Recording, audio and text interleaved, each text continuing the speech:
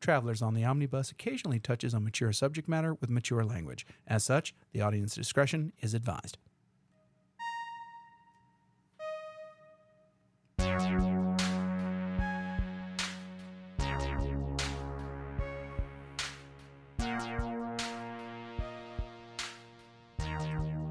Welcome back to Travelers on the Omnibus, a field trip through nerd and pop culture, where occasionally we will have discussions about what is the best ice cream producing company.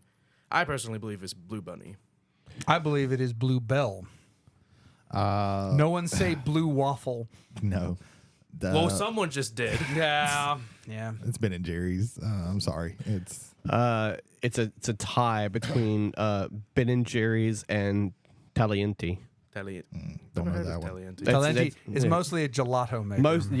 It's sorbets and gelatos. I was kind of hoping you would say Breyers so we'd have the 4 B's of ice cream. But I can't say Breyers, though, Jay, because 90% of the ice cream products they produce cannot be legally called ice cream. They're frozen desserts because they don't have enough milk fats in them. Oh, wow. My name is Ethan Skinner. I'm James McCarthy. I'm Brady Davis. I'm Jody Kite. Jody, please enlighten us as to what you've been doing this past week. I thought you was about to ask me about how do you know so much about ice cream fats and what's frozen desserts at this and what's point, ice cream. It is kind of weird because you kind of are the thinnest in the group, I believe.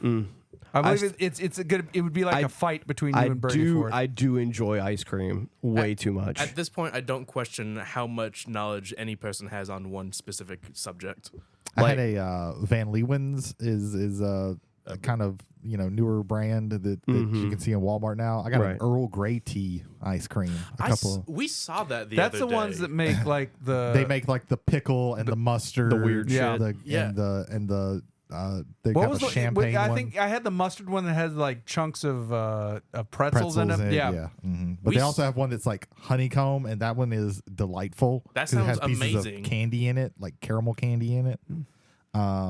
They're either like off the wall crazy, or most of them are just fine for they're not worth the price, but a couple of them are like really good. Earl Grey tea was very interesting. It was. Little Debbie was were the ones that actually put out like the strawberry shortcake, the Swiss roll ice creams, and all that. Yeah, the better one. So, Little Debbie puts out like oatmeal cream pie and stuff like that. The oatmeal cream pie that Bluebell makes is actually like way better. Yeah. Way better. If you can find that one, that one's better. That's like some quote unquote like knockoff brand, like Oreo style, like cookies and cream ice cream, better than actual cookies and cream Oreo ice cream. Yeah. See, when it comes to like cookies and cream flavoring, I don't like cookies and cream unless it's specifically Oreo. Like anything else, it's just too much for me. My favorite ice cream is two. Ben and Jerry's the Tonight Dough. I don't like the Tonight Dough. You know, is it too much? It's got like stuff in it that I just don't. It's got I do a lot like, of stuff in it. Americone Dream. That one was good. I like that one, or if they don't have that one, half baked. Yeah.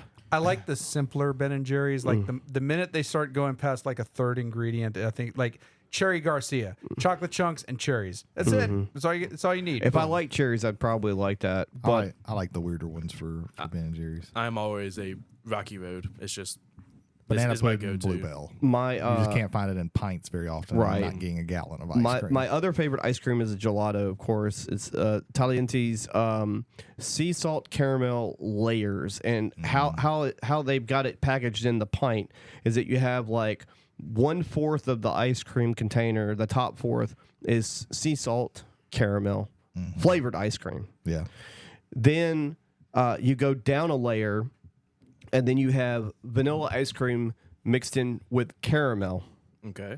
And then you go down another layer, and it's like, I don't know, I think it's like maybe a little bit of a chocolate ice cream, but then like at the very bottom, there's little pieces of chocolate with sea salt caramel in them.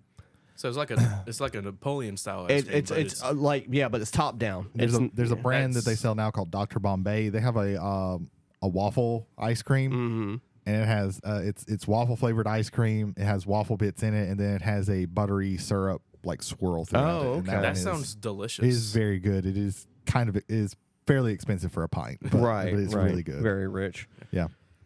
Jody, let's get back to it. I want to end this on something else. Bluebell triple chocolate, as I've been described to me, is dark chocolate, milk chocolate, and vanilla. Yeah, That's like saying the 3 best rap artists of the 90s were Tupac, Biggie, and Vanilla Ice. Once again, vanilla reaches its head into something that doesn't belong. That ice cream's about to get held over a balcony by Suge Knight. Yep.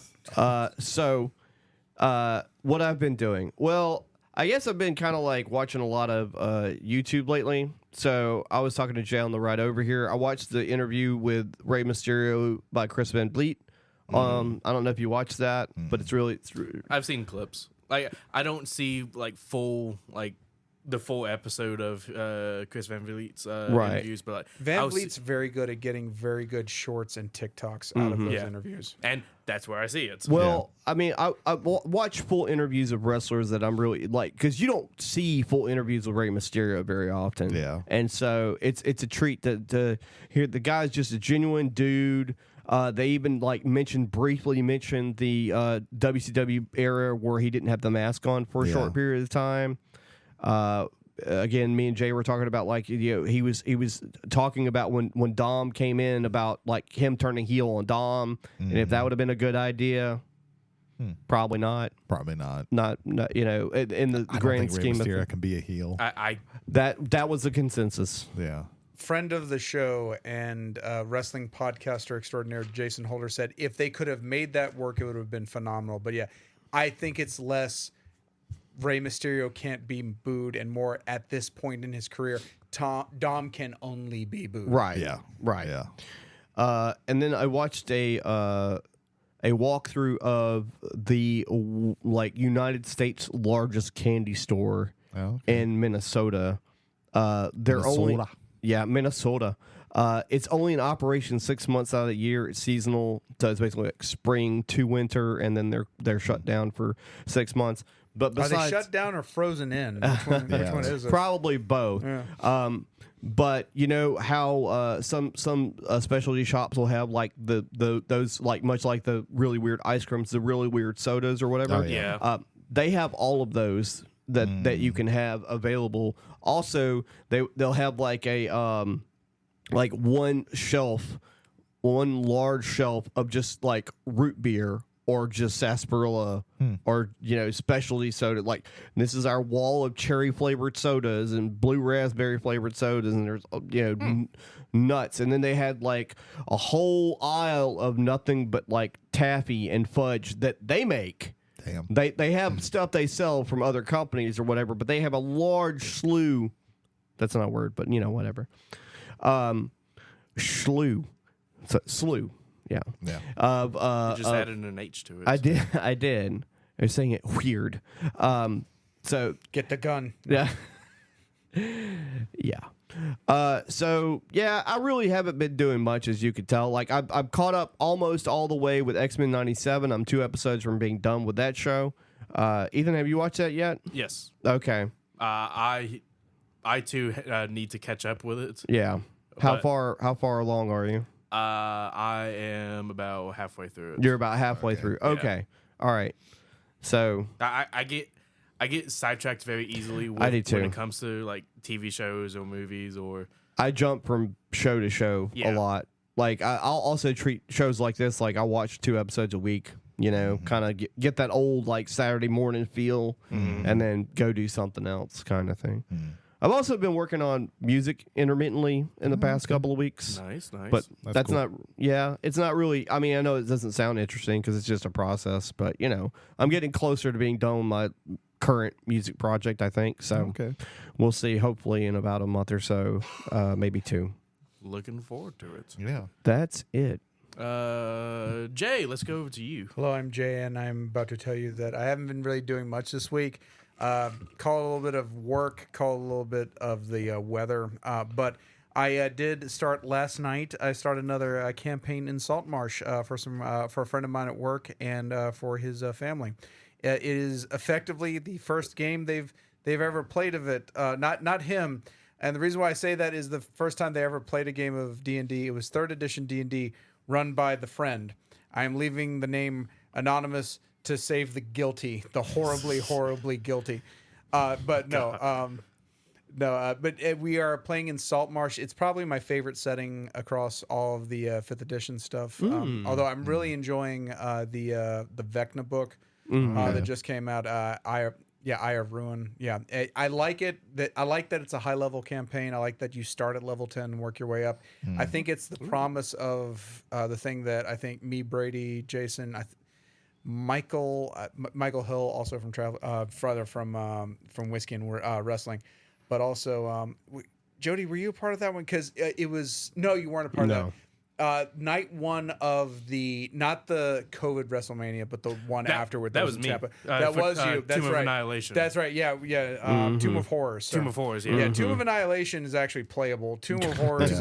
I meant Tomb of Horrors. Tomb of Horrors was literally. I get the reason why it was done the way it was done because from a numbers and stats sort of way, Gygax's crew were just whooping the shit out of him, and it's like, okay, let me take this on its head, and instead of playing the game, let me play the players and let me play against what their expectations are and the way they've been solving things. Let's kind of work our way around that. And that was the impetus of the Tomb of Horrors. And I think 30 years ago, or hell, even 45 almost years ago, I think at the very first Gen Con, I think that worked in a medium. I do think people need to play it once in whatever incarnation they have in it to understand where the game has come from. But that is the notion of gamifying the space and also a bit of trolling, proto-trolling as far as that goes there. But getting back to Saltmarsh, I've said it before on the cast, but I'll say it again. I love Saltmarsh because it's based out of a fishing village, and my grandfather was a shrimp boat captain. I finally found out that his first boat's name was the Sea Wind, and the second one was the Mary Joyce, which was named after his first daughter. And I knew the second part. I didn't realize he had a first boat prior to the Mary Joyce. So it's been kind of cool to kind of find out a little bit of family history, not through the game, just kind of stuff that I've learned in the years since first mentioning Saltmarsh here. But we're playing Saltmarsh. Barry Booga, who I brought here, he is a stuffed owl bear. He is a talking owl bear, and he's one of my comedy relief characters in the game. He's already made 1,500% more money than the rest of the group has made because as it should be. He's a fantastic fisherman. He ended up with like take a crab boat like Deadliest Catch. He caught that by himself and brought it into port. And it was amazing. It was fun. And he gave the guys in the crew, the barbarian and the druid, he gave them a gold coin apiece for helping him move those over there. Wow. He's going to set up Barry Booga's, a philanthropist. Yeah, he's going to be setting up Barry Booga's quality poultry and seafood, which is a take on the quality poultry and seafood that is in Biloxi, Mississippi. So that's very funny. Is the Xanathar also going to appear? Eventually, yes, the Xanathar will be here. It'll be wonderful. Calm your tits. Anyway, but yeah. So they got through the first session was pretty good, just kind of meeting the town. I like that portion of like setting up characters and playing them out and seeing how everybody engages with them. So I was happy about that. We ended up at the ghost house for the Sinister Secrets of Saltmarsh. And they got into the garden, and the badgers were a bit of a problem, but they handled that. But then the bard, which is my friend's daughter-in-law, decided I'm just going to climb down to get the large amount of money, because you mentioned there's money down there, the glint of coins. Sweet summer child. And so she went down, and halfway down, poisonous snakes began to devour her whole. Her bones would bleach in the sun. She was a bard, but she was also a Royal Canadian Kilted Yaxman. It'd be great. She's actually a tiefling. So we have a tiefling bard. We have a half-orc barbarian, and we have a human druid. Wow. The human druid's name is Jaden. I'm pretty sure that he eventually got out of some juvie records by going into being a druid. That's the only way I can think about that. But everyone eventually survived it. The barbarian did a cool thing by going into a rage, which of course gives him advantage on his strength checks. And so his athletics check to go down into the well, the standing stones well were maybe a 16th of an inch out of the wall. He was able to scale them down like a flight of stairs, and he slammed a warhammer directly into the head of a giant poisonous snake, killing it instantly. So nice. That was very cool. Nice. So hopefully more adventures forthcoming in Saltmarsh as well. Mm-hmm. Nice. That's all I got, Ethan. Brady, over to you. All right. So besides feeling like crap for the last few days, God bless him, by the way. this Saturday we had free RPG day at McNarb Gaming. I was there. Yeah, we were there. I We was did there not briefly. play RPGs though. Yeah. We played some Marvel Champions, and we also had set up to do Marvel Crisis Protocol and Star Wars Shatterpoint, some demo games, but nobody was interested in that, so we shut that down. But I just wanted to talk because I've been reading through, like, of course, like I got all of the things that they had available for free RPG. This Day. was a good year. Yeah, this was a good year. They had like another. There was an interesting Pathfinder one that was like your toys, and you were going through like toys that had been brought to life. I like the Starfinder. The Starfinder one was rebrand, but specifically the rebranding on it. I think it pops a lot better. I think it different. Like fantasy and sci-fi should like immediately, but I felt it was like a little too Pathfindery for me. But I like the rebranding and the way it kind of made it look a little bit more dynamic. So I'm kind of interested in seeing what Paizo does with that. They had a Werewolf the Apocalypse adventure. They also had they had an adventure that could be run because it all uses the same system, but they just gave you like here's all the scenario, and here's the enemies that you use. You could run it as a G.I. Joe adventure. You could run it as a Transformers adventure. You could run it as a Power Rangers adventure, or you can run it as a My Little Pony adventure. And you just slot in like the bad guys, All four as you would need to. So that's interesting. I didn't know that when I picked it up, but I was interested because I have the Transformers book, and I know Holder has the G.I. Joe book. I think I have Power Rangers. You have the Power Rangers. I knew one of us had the Power Rangers. None of us have the My Little Pony because that's just wasn't our jam. Although I remember liking the My Little Pony movie that came out a long time ago. But yeah, you could run it as all four of those, as any four of those. They just like, hey, here's the like side villains, and here's like the main villain who's actually doing everything. So that was interesting. I just wanted to like call out some interesting ones that I found. They have the Garbage Glow Trash Run.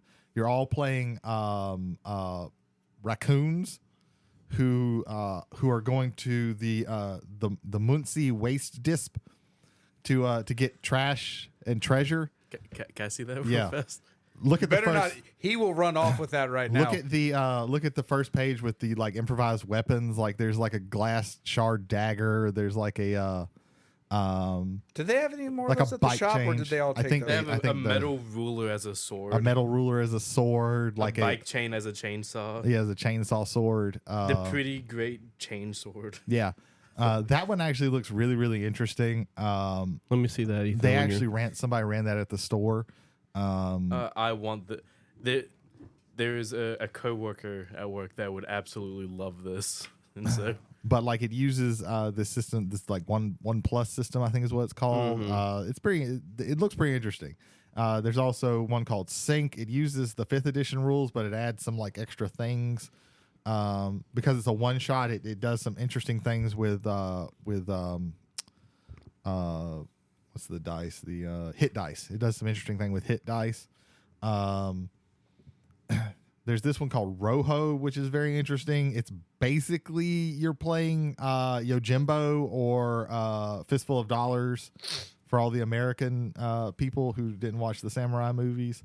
And it's like a kind of futuristic. There's like like crow people and things like that, and that the artwork in this one is like really interesting.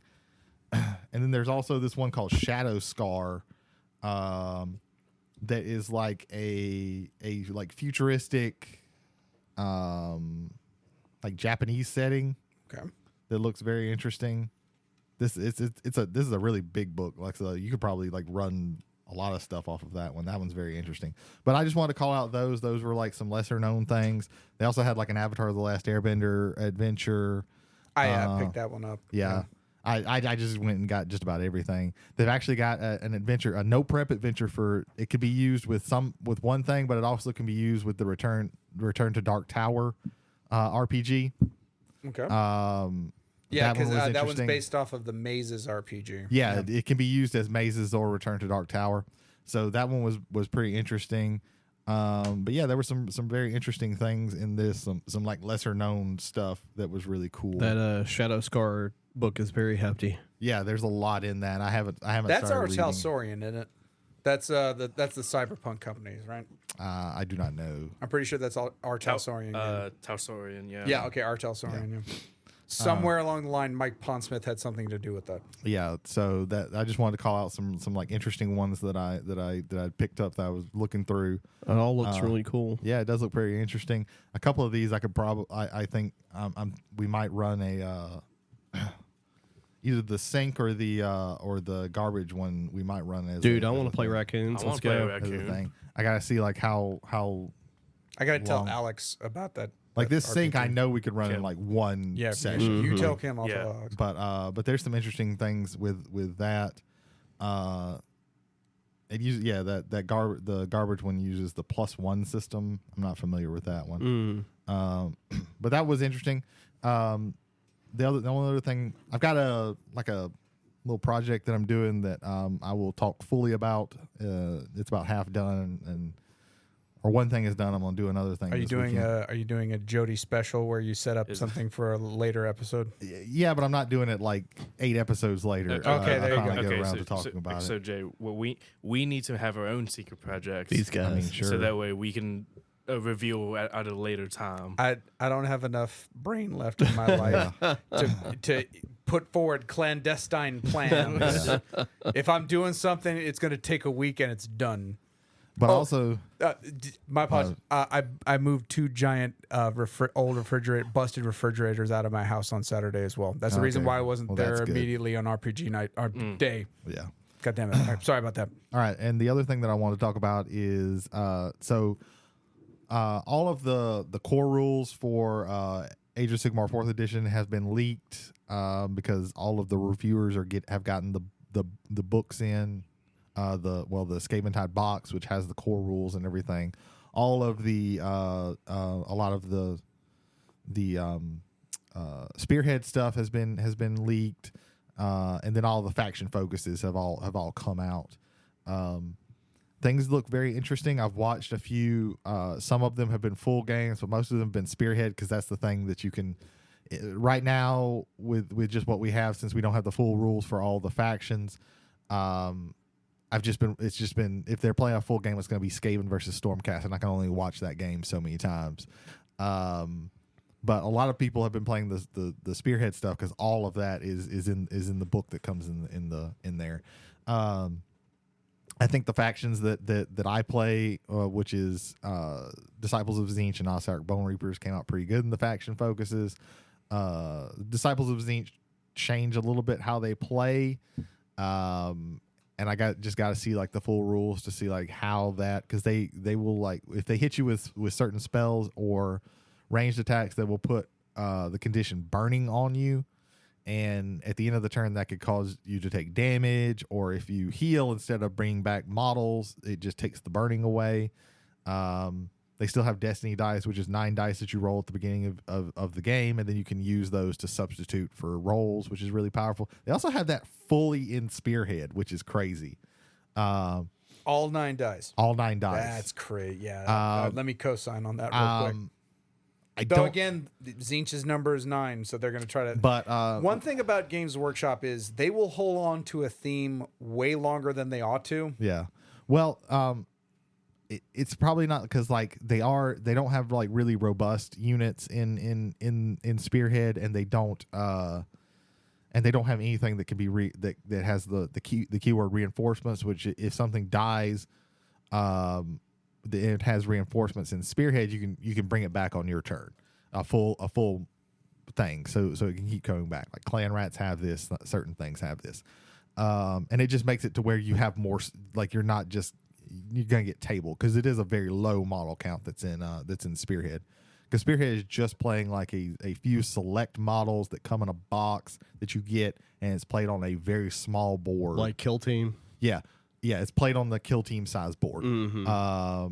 Or a quarter of a board that you play a full size Age of Sigmar game on. Right. I think it's a reaction. I think it's, to me, a very positive reaction to the popularity of Crisis Protocol and Shatterpoint. These two like kind of bigger skirmish, like not bigger in terms of size, but that have kind of like, in my opinion, kind of hit the market and have actually gotten some really good traction. I think. So I think adding that with models that you already have for a Right. lower player count and a faster game, I think that was a very wise decision. I think they've implemented it very well. Yeah, it's possible with that. The thing, because there's already like skirmish games. There's Warcry for Age of Sigmar and then Kill Team for 40K. But those use vastly different rules for the, you can play with the same models, but you're not going to learn 40K or Age of Sigmar playing those games at all. Period. You're just not. In Spearhead, you actually learn a lot of stuff. Things play differently. There's no like commands or magic or anything like that. Everything's on their scroll. But the really cool thing that they have is you get cards. They're identical decks. You get 3 cards per round, and the top part of the card has a way to score extra points. Because there's the regular hold 1, hold 2, hold more.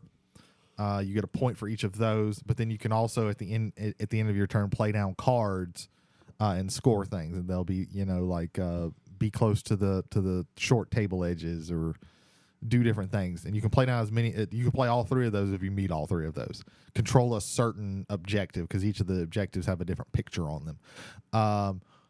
You can do that, or on the bottom there's a command that you can use, and these are really powerful. Like, okay, I'm going to counter charge, so I'm going to charge on their turn, or I'm going to ignore all rend for this unit, which can be very powerful. Or I'm going to give them a ward, or I'm going to redeploy them where I'm going to move it back and make your charge longer or something like that. So you have to really think about, okay, do I want to score these, or do I want to score this one, or do I want one? Is just like, okay, if something died, bring back D3 models from that. And if you have like a big unit that's like a heavy unit that only had three or 5 models in it, like I watched a game where they were playing Soul Blight, and dude brought back 3 Blood Knights because he rolled a 3 on a D3. In Spearhead, Yeah.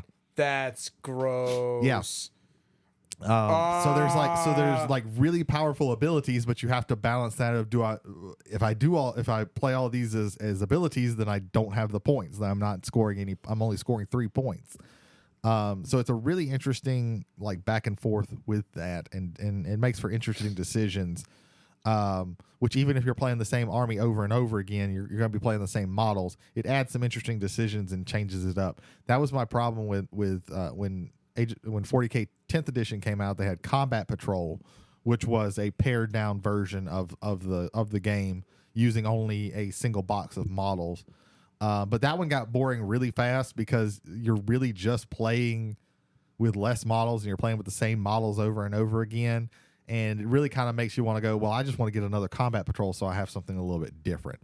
And it just didn't hold up. And I think this one might actually hold up. And from what I've seen with a lot of these people who play a lot of Age of Sigmar, they're like, yeah, I think this might actually become its own thing and be a way for you to play. And I think this will be an interesting thing. Maybe we can go back and play like a Spearhead game when everything comes out. With y'all, with Jody and Ethan, I think that would be very interesting because it's less overhead than playing 1,000-point game. I'm done. Me too, but we gotta get these boys to play Magic the Gathering first. Yes. Oh yeah, we're gonna do no, that after next July. month, After July. after July Yeah. sometime.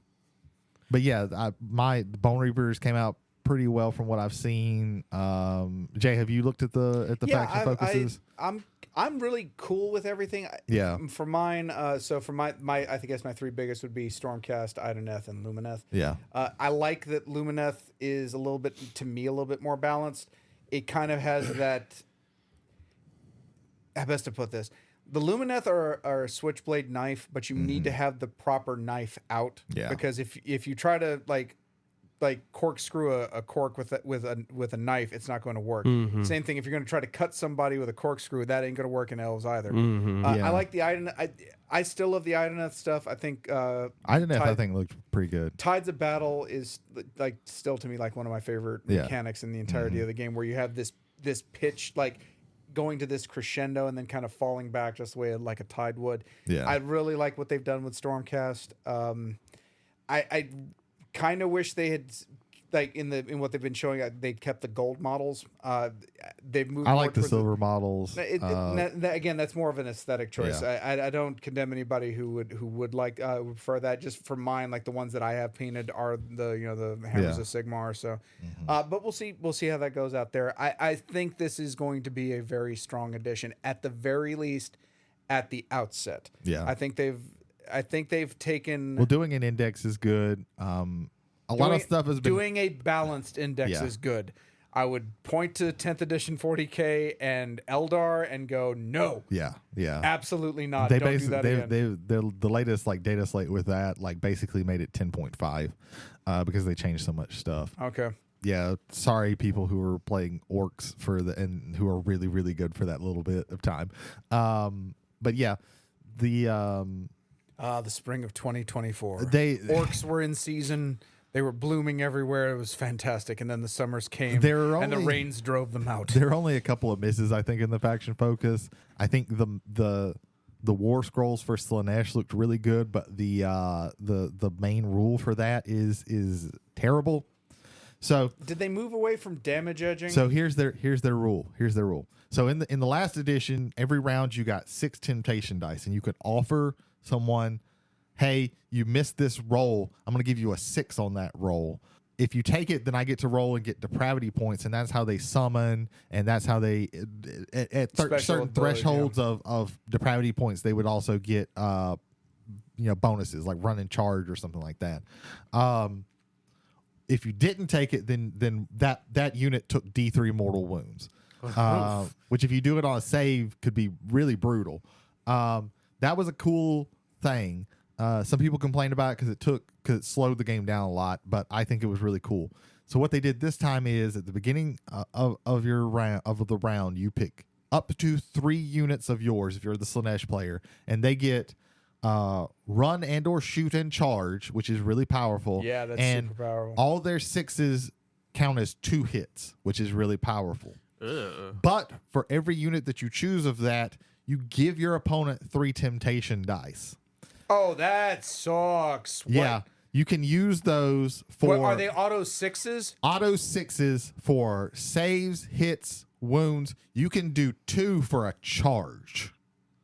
So. Oh, what 12-inch charges are really rare in Age of Sigmar. You can guarantee yourself a 12-inch charge.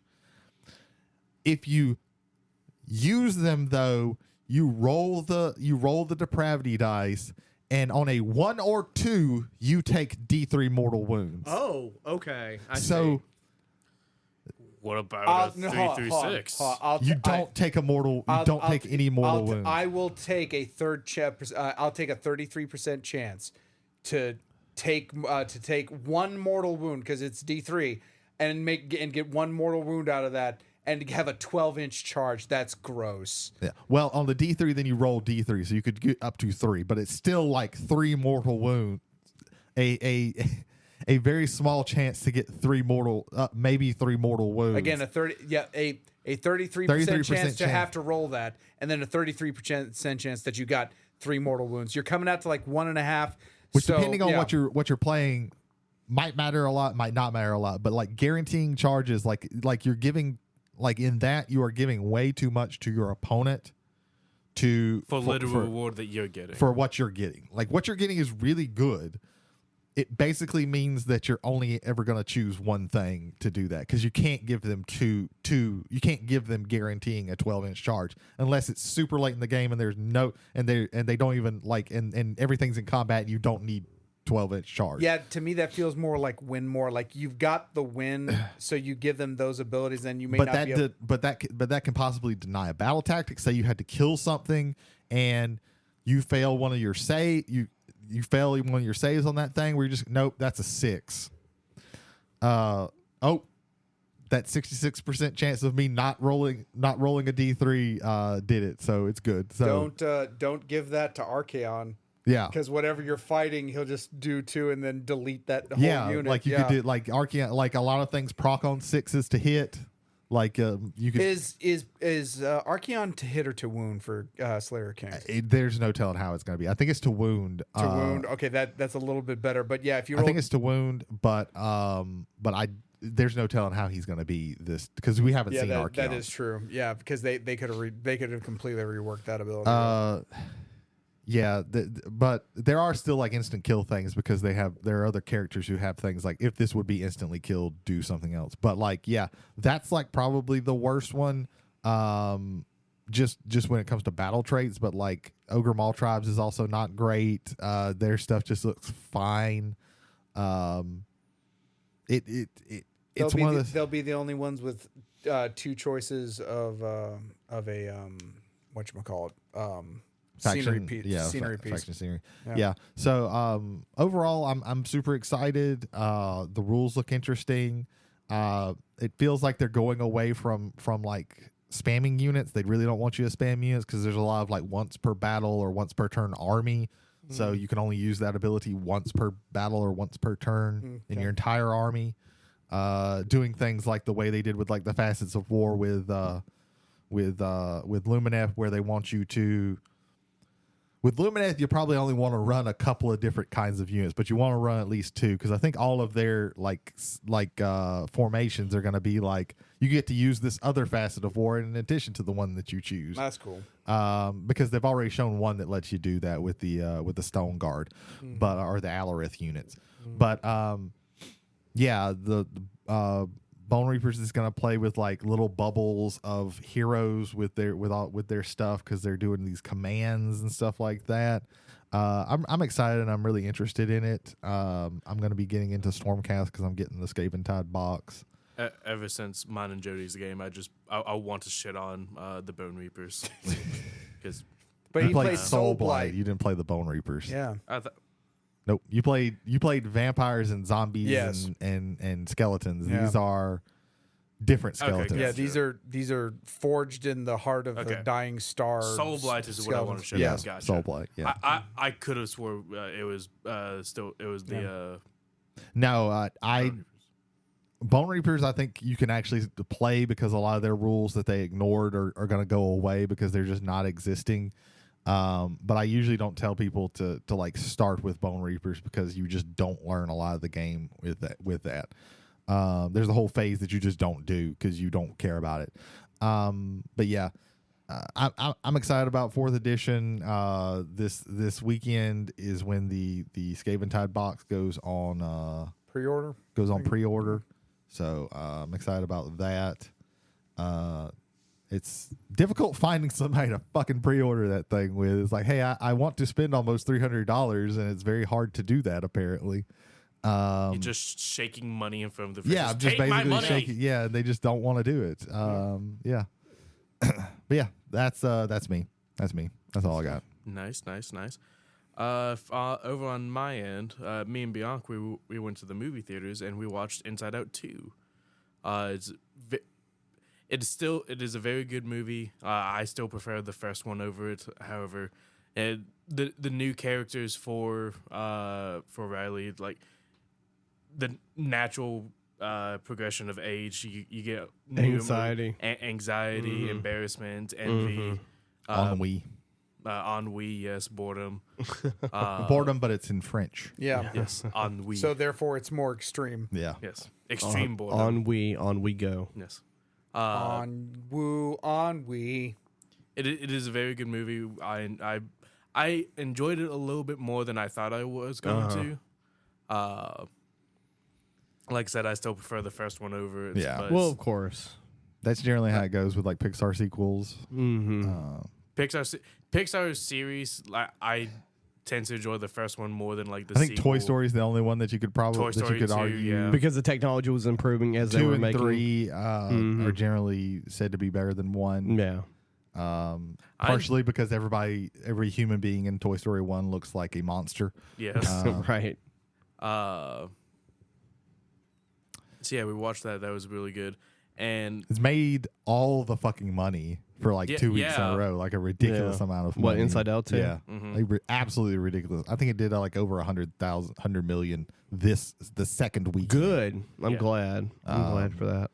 Well, I'm glad at that, but then I'm not glad because that just means that that's going to like push them further into Pixar is just going to make sequels of all their other stuff. Because the CEO has already like said like like our stuff like Soul and Turning Red didn't do too well in the theaters, and it's like I like Soul, and it's like my brother in Christ. You put them on Disney Plus at the same time, and we were going through a pandemic. Like, of course they didn't do well in theaters. Like, what the fuck are you talking about, you fucking idiot? Do you not remember that? They came out the same day they came out on Disney Plus as when they came out on theaters, you fucking moron. And then they made a Lightyear, which from what I say, it did not do well at all. That was bad. I wouldn't have watched it if my daughter hadn't have put it on, and I barely watched it. Besides the movie, this has really been like a physically active week for me. I've been trying to get back into going to the gym, and you even texted into the Travelers group about how the gym was whooping your ass. Yeah. Like, God, there's a machine that like there's a machine. There's a machine. It makes juice. It's called a juice maker. Is this machine's name Brian Cage? It's supposed to like help. I prefer the Swolverine. The Swolverine. That's his better nickname. It's supposed to like help with like hip rotations and also working your hamstrings. So you're getting that thrust. Oh, you got the Thigh Master. Yeah, I got like 2 like reps in with it, and then my entire right leg started like cramping. I heard 2 ruptures, and like, oh God, don't do that. I felt like I got a rupture. God damn it, don't do that. Don't do that. It's been a very physically active week for the gym, and I got home the other day, and while I'm letting my dog out and letting her get some sunshine, I look at my driveway, and we have this big ass bush that overgrew our fence and is like partially like overhanging into the driveway, which doesn't allow either of our vehicles to park in our driveway. That's unfortunate. And so I'm looking at it. I cannot go to sleep. I just got home, and I look at it. I say to myself, "Fuck this bush." I get rid of it. Time for this bush to die. Yeah. Did you use a chainsaw? You heard it here. Not Ethan hates bush. He only wants an airstrip, ladies. Glycerine. He don't want to come back down from this town. Ooh, that hurt my throat. I can't do that. That's what you get. It was worth it. Got a machine here, better than the rest. I just found some like old hedge clippers that Bianca's grandmother kept in the. I have a chainsaw. I didn't know this until now. Look at me. You can tell I have a chainsaw. Good to know for the future. There you go. So yeah, it's just a lot of yard work and going to the gym. Either yard work or whenever society breaks down. Yeah. Mm-hmm. Yeah. And that's been me. Okay. Jay, do we have any feedback from guests from listeners from other past episodes? No, we do not have any feedback this week.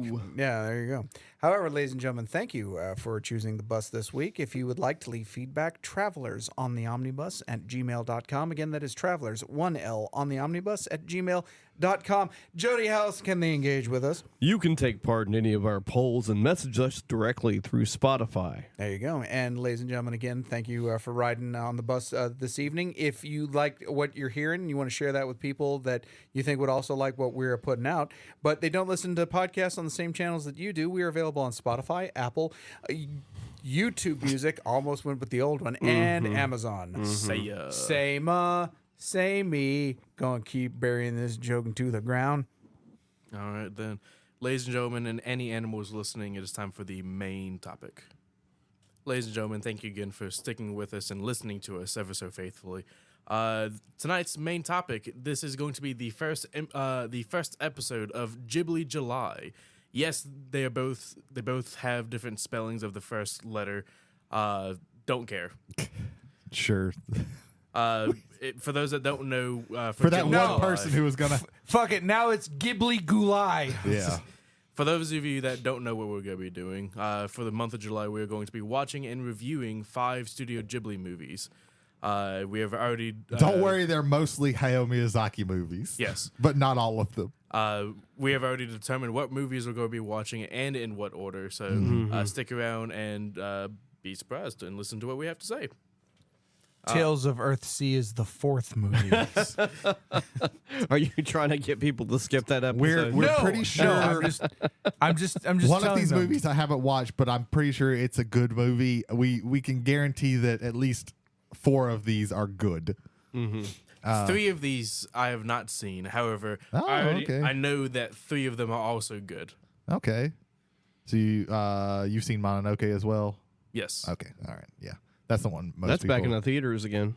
Yeah, Or it was. I like last year I saw Nausicaä in the theaters. They okay. they bring back Ghibli. They put Ghibli movies in the theaters. Every time that happens, I either have something going on or I'm not in town. Yeah, it's for it. Wednesdays and Sundays. Like, is usually when was they it do last year where they showed like 6 or 7 of them? They come like every month just about. okay. They'll do it because they have like it's Ghibli Fest is what they call it. Gotcha. Yeah, I think I saw Spirited Away a while back in the theaters as well. I would love to see Howl's Moving Castle in the theaters. That one would be cool. I haven't seen that one. But anyway, Yeah. Tonight we are going to be discussing Nausicaä of the Valley of the Wind. Of the Valley of the Wind. Yeah. Now, if you want to bitch and moan and say no, this isn't actually a Studio Ghibli movie because it was actually made before Studio Ghibli. Fuck you. It got grandfathered in. It was made with all the Studio Ghibli people. Like It's Miyazaki. It's Miyazaki. It's Miyazaki. I believe Takahata was also a part of this. Yeah, they all of the people who did Ghibli stuff for when it started. Is this were movie doing the this. reason why they formed think their so, studio? Yes, 100%. Yeah. 100%. So in preparation for this, I had purchased and then been reading through Studio Ghibli, the completed works, which had and next time we're on, I'll get you the production company name. But the editorial was done by Studio Ghibli, so Studio Ghibli had a lot of that. Again, I'll have in fact, Future J at this point. Give them the actual title, and then Future J will show up. Oh, okay. Thank you, Past J. Future J here. Yes, that is Studio Ghibli, the complete works by Kodansha, or published by Kodansha, with editorial supervisory by Studio Ghibli themselves. So, yeah, there you go. Anyway, Past J, back to you. But yeah, there you go. But yeah, no, it's again preparation. Yes, once they had done Nausicaä of the Valley of the Wind, it's like let's create our own studio, and then I believe Castle in the Sky. Castle is in the Sky actual, was the second one. Is the proper first under the Ghibli under the Ghibli umbrella. Which is one of my least favorite of those, but yeah, Never seen Castle in the Sky. it's fine. I liked it. It has some good parts, but it also has some just meh. I want to give a quick shout out to that book because I think it was a very well put together history. It goes film by film. The last film in it is Earwig and the Witch, which was the most recent Studio Ghibli movie that would be coming out Prior to that was their prior to the first production, computer CGI movie, and it looks and from what I've heard is terrible. Isn't it like a Netflix? I know I've seen it on Netflix. From just like scrolling. Possibly, I don't know. I can't remember. I think it's also on Max, because Max got all those. I most do of the Ghibli wonder. movies. I do wonder because of what time it was coming out. I wonder if it had a bit of casualty of COVID to attack. Like it was meant to be maybe a theater release, and it might not have been I because don't of know. that. I'm not.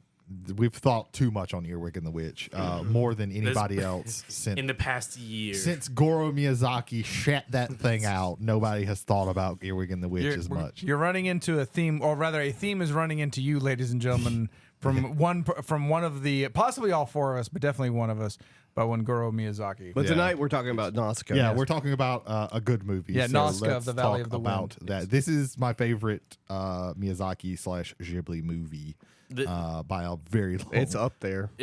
by a pretty long. Well, nah, that's really hard. See, so, ladies and gentlemen, prior to us actually watching this movie and compiling our list, we had a bloodfest of determining what movies It we was are going really to watch. hard. Yeah, we just a quick minute on that. That fight started weird, and then we started meeting a consensus, and then it kind of broke down again. Yeah. It was an off the record chalkboard basically. Yeah, think about how difficult some chalkboards have been, and it was way more difficult than that because we were struggling on both fronts, like just to narrow it down. Think and then about a also, chalkboard where we don't care what you think about what we're saying, and just literally just lobbing bombs at one another, just straight up.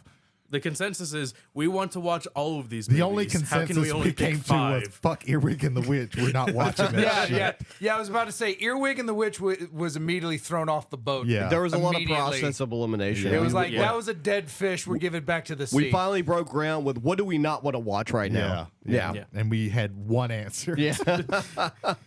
The one true answer. The one true answer. But Mary yeah, and the Witch's Flower. All right, so Nausicaä of the Valley of the Wind. I want to say this is like the second Studio Ghibli movie I watched, second to Howl's Moving so Castle. you haven't seen this before. I have seen Yeah, it he had. before. Oh, okay. Remember, Yeah. this was the one thing in the The top movies 5 movies. that, Oh, Ethan should gotcha. watch. This Gotcha. is the only movie. the only movie was that listed. he had watched. Gotcha. So I got one less good pick out of that one. The movie starts and Well, it's 1984. This comes 1984, out. yes. It was based on a manga written by Miyazaki. I think which it was he like the first. continued almost a decade. Yeah, I think it was the after first yeah. 2 volumes of the manga was this story. So yeah, I'm sorry. Yeah, so movie. I would like to add a few things. Produced by Topcraft and distributed by the Toei Company. Hisaishi, excuse me, who I believe composed the score for the film, which Beautiful score. Yeah. like that sentiment's going to be repeated like at least two times throughout all of this. Yeah, again, 1984, 1985 American release. We'll get to that. Yeah. do we want to just rip that Band-Aid off so we can get it out of the way? I kind of want to like talk good for a bit. Okay, Before all we right. bring up one of my favorite movie posters of all time that I only found out about 48 hours ago. So we're gonna leave on that. But yes, Nausicaä of the Valley of the Wind. I think for the most part, and one of the reasons, again, it's the principles of the Studio Ghibli come together. I think in this this moment here, but also Hayao Miyazaki's the major themes that would follow him throughout the remainder of his career. I definitely wrote, because I've watched a lot of Ghibli movies. I've watched a lot of Miyazaki movies, and I have like there's themes and tropes that he does, and that Studio Ghibli in general does, and I wrote a lot of those down. I also wrote some other stuff down that they don't do in this one. That there's some Ghibli kind of things. So yeah. And yeah, for me, the two that kind of said the notion on environmentalism. Yeah, that's a big one. And also and I do not mean this in any kind of facetious way, a strong female protagonist that stands on her own. Right. Well, there's environmentalism. Usually, like comes with the person who is right is the person who wants harmony with the land. Yes. Airships are a big thing. Miyazaki loves him some fucking airships. Yeah. War is really, really, really bad. It's basically like the war stuff in Howl's Moving Castle is not in the original one, if I'm not mistaken, or at least it's not as much of a forefront as in the book. The book, yeah. Yeah. Misuse of technology is also a big one that he likes to go to, and some of these also like go to Ghibli movies in general. And I would also say, and I would like to talk about this a little bit later, about this movie's influence on Japanese RPG culture. Oh yeah. Particularly one of the two bigs, namely Final Fantasy. I'd like to get a little bit more deep in that later, but also to talk about a adventure RPG classic that I think takes a lot from this movie. That maybe not a lot of people played, but if you have a Switch and you have the NES console on that, you actually are able to play the game. But we'll talk a little bit about that later as well, because let's dive into the plot. I would like to lead this off with Go for it. Spore-filled desolation from minute zero. Yeah. Like, as soon as the production company credits are on the scene, you go straight into a scene of just absolute desolation with these like weird grayish, purplish spores growing along the thing. A man, and like I think two horses, or is it just the one? They're horse? like chocobos. almost. Chocobos, yeah. They're birds. Yeah. Bird horses. And they have gas masks Horses. on. Yeah. And he has gas masks. The first line uttered in this movie, uttered by Sir Patrick Stewart, thank you for the redubbing, yet another village is dead. It's That was like, Patrick okay. Stewart's? Yeah. Yeah, Yeah, Patrick that was Stewart. Patrick. Okay, yes, that was They Patrick do- I didn't know Stewart. that. They do like Jesus. really good job with getting people really getting good. I didn't know that was Uma Thurman until the credits rolled. Oh yeah. Oh, the yeah. Queen of the bad Tomesia, princess. not Tomesia, or is Yeah, it Tomeki. Tomeki? Tomeki. Yeah. Yeah, the bad princess. Yeah. The boy from Pidgeot is Asbel is Shia LaBeouf. Shia LaBeouf. Yeah. I couldn't remember. Nausicaa is Alison Lohman. Yeah. Who you probably know her best from the horror movie Drag Me to Hell. She is the lead in Drag Me to Hell. wow. Oh yeah. Jesus. I knew her. I just didn't feel like looking up her, Yeah. who she was. One of the Valley people is Edward James Olmos. Oh, okay. Oh yeah. Okay. I can't remember his name to save the life of me. Yeah, but I don't remember He's his- the one that's flying her gunship as she's He's the- going. he's the to one with the baby eye dome. patch. Yeah. Yeah. Yes, Oh yes. yeah, the one. He's the one with the eye captain guy. patch. Yeah. What, Okay. is Yeah. it like I hear- Meadow? possibly. I think it's Mito. I think can't it's remember. Mito, yeah. Like, There's a lot of names. There's Yeah. a handful of names that I remember, Yeah. and most of them I don't in this. So yeah, But- we open 2 with minutes in, and you Yeah. already have theme, setting. It tells you a character lot that with you very know is little. going to be important Yeah. is set in there, and like what people are thinking and feeling, and that's just in the first 2 yeah, minutes. it tells you Yes. a lot with, Me- that, by telling you by very minimalist. Like there's almost no dialogue. Like you get exactly what's going on. with this. Miyazaki's direction is so good at this, Yeah. and we're gonna see this more throughout the month with the other movies. But Yeah. it's just amazing that small amount of space you get so much about this world. as soon as you're introduced to what's happening and get a feel for the world, and I'm gonna let Ethan take back over in a second. As soon as he goes like another village is dead, he's got to start running. Yeah. like immediately. Yeah. because there's something behind him. Yeah. And then it goes into like the title role where introducing name of the movie, like hieroglyphic story. that Hisayashi score is already Yeah, there's firing the up. score, the like the main theme. Is all of this before or after it shows like the little clip of the giant fire? This is why human? they're showing all of this. Okay, This they're is showing- basically catching you up on Yes. what happened for the world to be 1,000 like years this. ago. 1,000 years after the 7 days of fire. Yeah, and they show that, you these like the narrator is Tony J. Yeah. Who you know is Duke Rollo from Clark Hunchback. Frollo. What? he Frollo, not Rollo. Oh my God! No, you're right. You're right.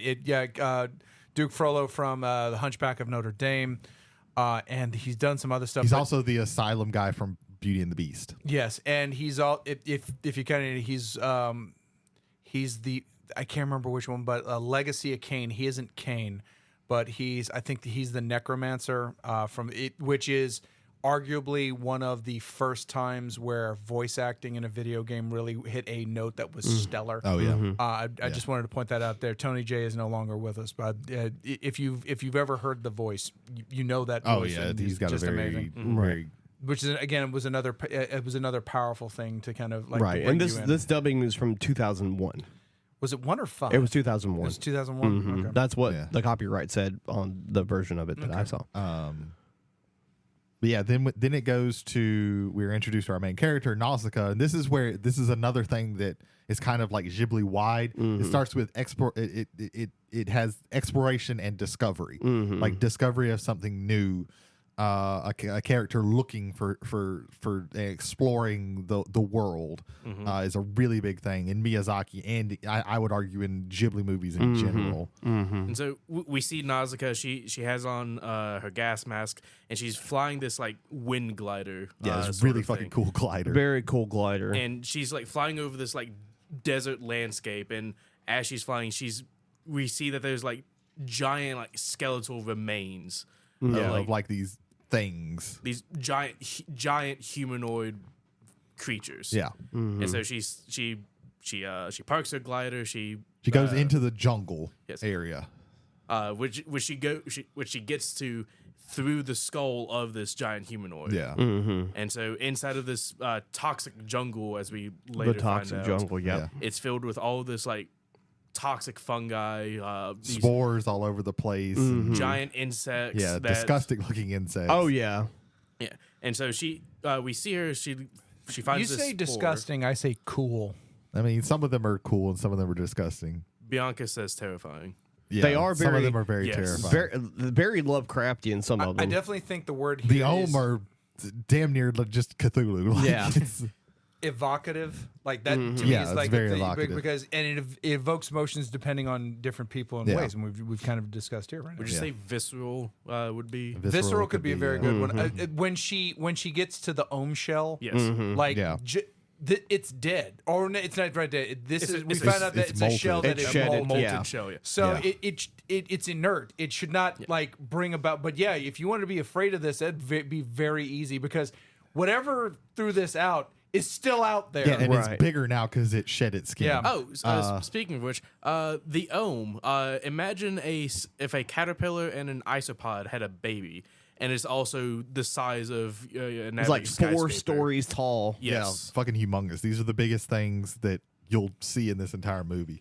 And so she finds this molted Ohm shell. She decides, like, hey, this eye. And she's is- just like, oh, this is really cool. yeah, this Yeah. eye is still intact. Well, before she gets to wanna that, take this she eye. tries to just stab the shell to see how strong it is. Yeah, and it chips her sword. Yeah, yeah. Which is a great way of establishing the strength and the kind of aura of this character Yeah. without having to deal with it yet.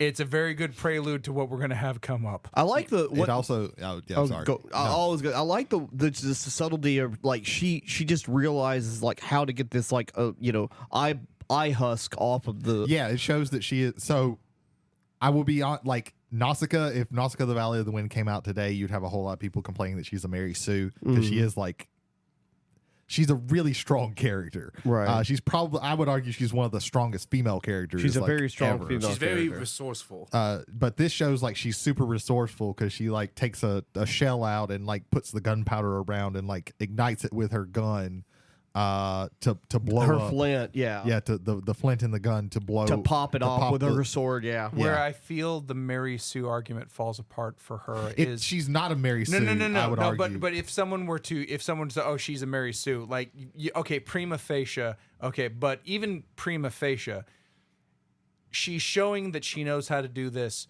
but before this happened. Yeah. Like it's not a matter of say something like a Ray Palpatine / Skywalker, where I've just figured out the Force, and all of a sudden, like the first day, I'm already like I'm pretty good at it, like that. But Well, we could she's argue about Ray she's- as well. She's not a Mary Sue. She's not like a self-insert. She is not. She's already established in the world as being able to do what she is doing. Well, you There are find some out. which I things- think there are some undercuts things any kind of that I Mary Sue brought stuff that came to my mind that I'll talk about like later on in this. But like, I'm just saying, like, people would say that. Right. I don't agree with that, Right. and I think those I people severely are don't idiots. agree with it either. Well, I think the whole argument is undercut by the fact that Right. she's my notes: resourceful, intelligent, curious, brave, humble, And all at once. And we'll this get- is all things right. that she has learned and she's established in our life to this point. We're not meeting her on her first day. Right, right. And then later on, which we will get to this part, and I'm not going to say anything about what it is, but it pretty much like just a subtle, like one scene shows you how much time she's probably spent Yeah. in the toxic jungle to get that Yeah. kind of like wherewithal to know what Yeah. to do in that situation. We also- this that will be a- location where Yupa meets with her later. This is Yeah. important. This will be important later. She before she sees the Ohm shell, she also gets a spore and like puts it in like Puts a in a little little test, vial. test Right, tube. right. Very And subtle. The light, the artistry on that when she's dropping it in there, and Yeah. the light, that light perfectly follows that thing going down. Yeah. I was gonna say this eventually, like towards the end, but I'll say it now.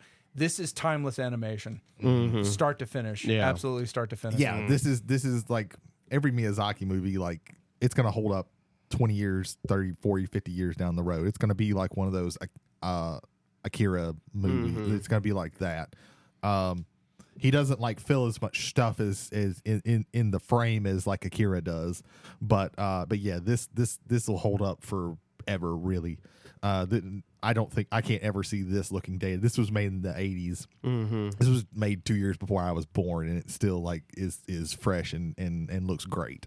Like, yeah. So she manages to pop the eye off of this thing. Yeah, and then she just kind of chills out. Yeah. She 'Cause chills the out for a 'cause minute. Spores start Spores coming are down. falling down like snow. So she like just lays with the thing on top of her, and there's a lot of like stillness in Ghibli movies and peace, quiet yeah. moments. Yeah, she's at peace right now. Yeah, she's just I'm just chilling. And then she hears rumbling.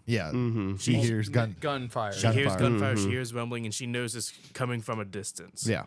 So she climbs whatever like vine she can to like get back to the. She carries surface. the islands with her. Yes. Yeah. And she sees that there's like explosions happening in the forest. Right. And she shoots a flare. Well, she sees a live ohm jump up. Its eyes are red. It's really aggressive, and she's like, "Oh shit!" I thought that was after it like left the jungle. No, she sees it like pop up. That's what makes gotcha. her like shoot the flare when she sees that. Yeah, this is a live ohm that is just on a rampage towards something. Ohms, when their eyes are red, they are raging. When their eyes are blue, they're fine. Right. That's such a simple thing. Yeah. It establishes again without having to like. If the color is this, no, just red, blue, on, off. Just make it very simple. She shoots out a flare to get the person's attention because he's like, oh shit, somebody's chasing them. Yeah, because it's really hard to see. They're It's going very the wrong way. foggy or something. Well, there's like spores and stuff all over the place. Yeah. And the person shoots the flare back. She's like, okay, and then she runs down and gets Gives out her of an the back idea to- of what direction that flare's coming from. She gets back to her glider. She starts flying in that direction. Yeah. And then we see that man with the two Chocobos. chocobo looking things. the two horses. Yes. He's running out of the toxic jungle, and this big ass ohm is The chasing ohm is after like him. almost on his ass. Yes. So Nausicaä, she flies over towards them, and she doesn't talk to the man. Her focus is calming down the ohm. Yeah. So what she do? She hits a button on her. Well, first glider. first what she does is she goes next to the ohm and tells him, "Ohm, go back to the jungle. This is not your world." Which I think is like a thesis statement for the this is something like the two different worlds.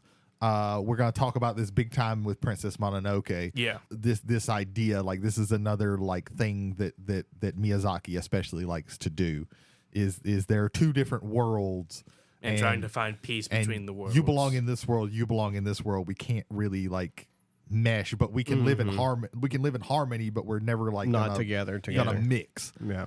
So yeah, and then she does the thing where she drops She drops flash grenades. Flash grenades. Flash grenades. All in front of the ohm, and they explode, and it catches the ohm off guard. Yeah, it stuns it. Yeah. Stuns it, and then she takes out this like little like cylinder contraption thing. Yeah. It's like a whistle. It's an insect charm, is what they call it. An insect charm, yes. And so she just glides circling the ohm with the wind going through the charm, and it's this high pitched whistle that calms the ohm. And she's telling him like, "Hey, wake!" She's just talking to it like it's just like a little puppy. Like, "Hey, Right. it's time. Like, wake back up. It's time to go back to your jungle. As Just go she's back spinning there." this device. Yeah. And eventually the ohm just wakes up and it just says, "Okay, cool. I'll leave out of here." See you later. The And, red eyes turn to blue. Yeah, and the guy is just like, "Oh, that is crazy that she did this." Right. She flash grenades and an insect charm, and that's all it took for her to like turn this gigantic, humongous monster, who we find out later has wrecked cities. Like these things destroy cities, and she just turned it away with that, and it's like, oh, cool. They eventually like rendezvous at the peak of one of the sand dunes. Yeah, these like ruins or something like that. And we come to find out that the man is Lord Yupa. Yupa, yeah. Yupa. Yeah, we find out, and she didn't Magnificent know. mustache. She didn't know. She didn't know who it was because fantastic. of the gas mask. The gas mask, the hood. Right, but he knew who she was immediately. Yeah. of course. And she's like, "Hey, can you take this islands? I can't take it with me on this." And he gives her a she finds out that he had that the whole reason the thing was chasing him was because he had found a fox squirrel, which is this like really cute little cat looking thing with big Teppo. Yeah, she names it yeah. Teppo. Like it jumps out and it's like really kind of like it's like Aggressive. a cat, like It's super aggressive. aggressive. It runs around her and she takes off her glove and this is another thing like Well, he Nausicaä- says he says before she even like gets it on her shoulder, that he's like, "Be careful! It's a very violent creature." Yeah. And this shows like this is a thing that shows that like Nausicaä is gentle and understanding. Like she almost has like an infinite well of empathy and understanding inside her. And the thing like she just reaches out her hand and the thing bites her. And she like doesn't shake it. She doesn't like pull back. She just goes, "Oh," and then just lets it, and then the thing just stops. Well, And calms down. She's like, he's just scared. yeah, he's just scared. He's just scared, and it eventually like starts licking the wound because Yeah, it's like, "Oh, right. my bad. I'm sorry." And then just right there, she's like, "It's housebroken." Yeah. Yeah, like Yeah. she It's- has it's- tamed this thing. Like It is her pet. It yeah. rides in the hood of her her outfit. Yeah, yeah. And I think Teppo's mostly just there for that one scene because like it's not really. He's there pretty much every other time that Nausicaä is there, but like he's only ever like Right. does anything that he's there for one reason at the very end, Right, and right, and then we'll get to that. Right. Yupa tells Nausicaä that he's on his way back to the Valley of the Wind, which is where Nausicaä is the princess of. Yeah, Right. she is the princess. Yes. She hands Yupa the eye husk for him to bring back Yeah. for her. She's bringing this back because she thinks that it will be good for the Yes. for the For village. the village. and it's also to show that they can excavate that shell Yeah. for resources, for endless resources for the village. Is it during this interaction that he asks her how her father is? Yeah, and he said that she says that he's not doing. He's too- not doing Yes. very Not doing well. too well. The spores have. Yeah, there's like you find out there's a sickness with the spores, just not even being in the jungle, just Being close being enough close to the jungle. And you find out that the Valley of the Wind is close to the jungle. very but close to the jungle? Yeah. But because of the wind coming from the sea, it kind Yeah. of pushes the wind's toxins. coming from the sea, and then there's a forest that kind of protects the Right. blight. Hence why it's called the Valley of the Wind. Yeah, it's a really pretty place. There's like windmills all over the place. Yeah. So yeah, we get the intro to the wind, the Valley of the Wind. You see that like everybody fucking loves Nausicaä. Oh, yeah. Yeah. Every single person in this entire village will die for Nausicaä, Yes. and they say it Yeah. quite a few times. Yeah. We will die for Nausicaä. They don't care about their own children as much as they care about Nausicaä. That's true. Fucking love Nausicaä. There's something later that we're gonna circle back to Yeah. this thought. Yeah, those the three dudes. the three old men. Oh man! Oh, yeah, I love the hell all of those those. old men are Like, great. Princess, you can't be going out in the toxic jungle. Yeah, there's some really good moments with the Princess, three old put men. your mask We back meet on. like all the old men. We see that Nausicaä is like helping repair Right. like a big windmill. When Lord Yupa shows up and everybody's like freaking out about Lord Yupa, Right. trying to get news. A woman Someone- just walks up and is like, Name my baby. "Name my baby," and he's like, "Yeah, sure." We never see that again. We never know the name. So I'm assuming that like Lord Yupa never names this baby. It is a nameless child. That scene's there to establish Yupa as As this being an this person awesome who is so respected. Yeah, this person It's of like- almost It's legend. like, sir, now that you're here, I can have my child named. You could just name the child. yeah, this was the baby born this year. Like this baby is it close to a year old probably, and just hasn't had a name Yeah. because they're just like maybe Lord Yupa will show up. Well, it's later we also found out that Lord Yupa is a very well-renowned swordsman. Oh yeah, we Yes. definitely found that out. Let me see. So Lord Yupa, he eventually speaks with Nausicaa's father, Yeah. the king of the Valley of the yeah, Wind. he is bedridden. He's Yes. bedridden. We also meet Obaba, who is like the crazy blind lady who just I love her. only talks in prophecy. I love Like, her so she much. only talks in prophecy. The prophecy will come true one day. You get some exposition. You find out this is where you find out that the reason that the Valley of the Wind works like that. I think it's later where you find out what about the Ohms creating the jungle and stuff like that. That's But- later. During this exposition of the king, Yupa, Nausicaa, Obaba, Yeah. she mentions that Yupa might be looking for the man in blue. Yeah. And they say that prophecy shows that After a After thousand, 1,000 years Because from the a man in blue will walk in golden fields and bring about peace. yes, which will be important later. We promise you. Very, very much. Yep. I think after this is like an hour later. It's all nighttime. There's people on watch, and then I think Nausicaä, she hears something from her room. I don't remember this. Or part she of it. feels the wind, or I can't remember exactly, but yeah, like She has a hunch. yeah, So she goes out to where like there's an observation tower, and then her and two other guys, they're like looking. Lord Yupa's there too. Yes. Yeah, and they see, oh shit, it's an airship Yeah, coming. yeah. Like you just see the lights. Like fuck, an airship. This Yeah. isn't supposed to happen. A This- really, really big yeah, airship. Yes. a really big airship. They mentioned that it's a Tolmekian airship. yes. And it crashes, and it crashes hard. Uh, Oh well, right before like she does, She tries to guide it. guide it in. Yes, she gets on her wind glider and she tries to like help them. And then she sees that there's like big ass insects like covering the wind, like the front windshield. Yeah. of it. Yeah, like giant maggots. It's being attacked by insects. Yes. Yeah. And then as right before the plane crashes You into see a girl in the mountainside, window. Yeah. that looks very similar to Nausicaä. Yeah. So it crashes. There's like flaming debris everywhere. Yeah, she is the first there. She gets the only survivor that she finds is the girl. Yes, who is found out to be the princess of the Pedgites. Pedgites. Yes, She And doesn't she's- know this right now, but she right. just sees that she is in She's in chains. shackles. Yeah. she is a prisoner. And Right. the girl like she starts like unbuttoning her shirt to kind of help her, and then she just stops, and you're like, oh, and then she Right. just kind of puts it back up. which is just implying without showing that she was probably tortured.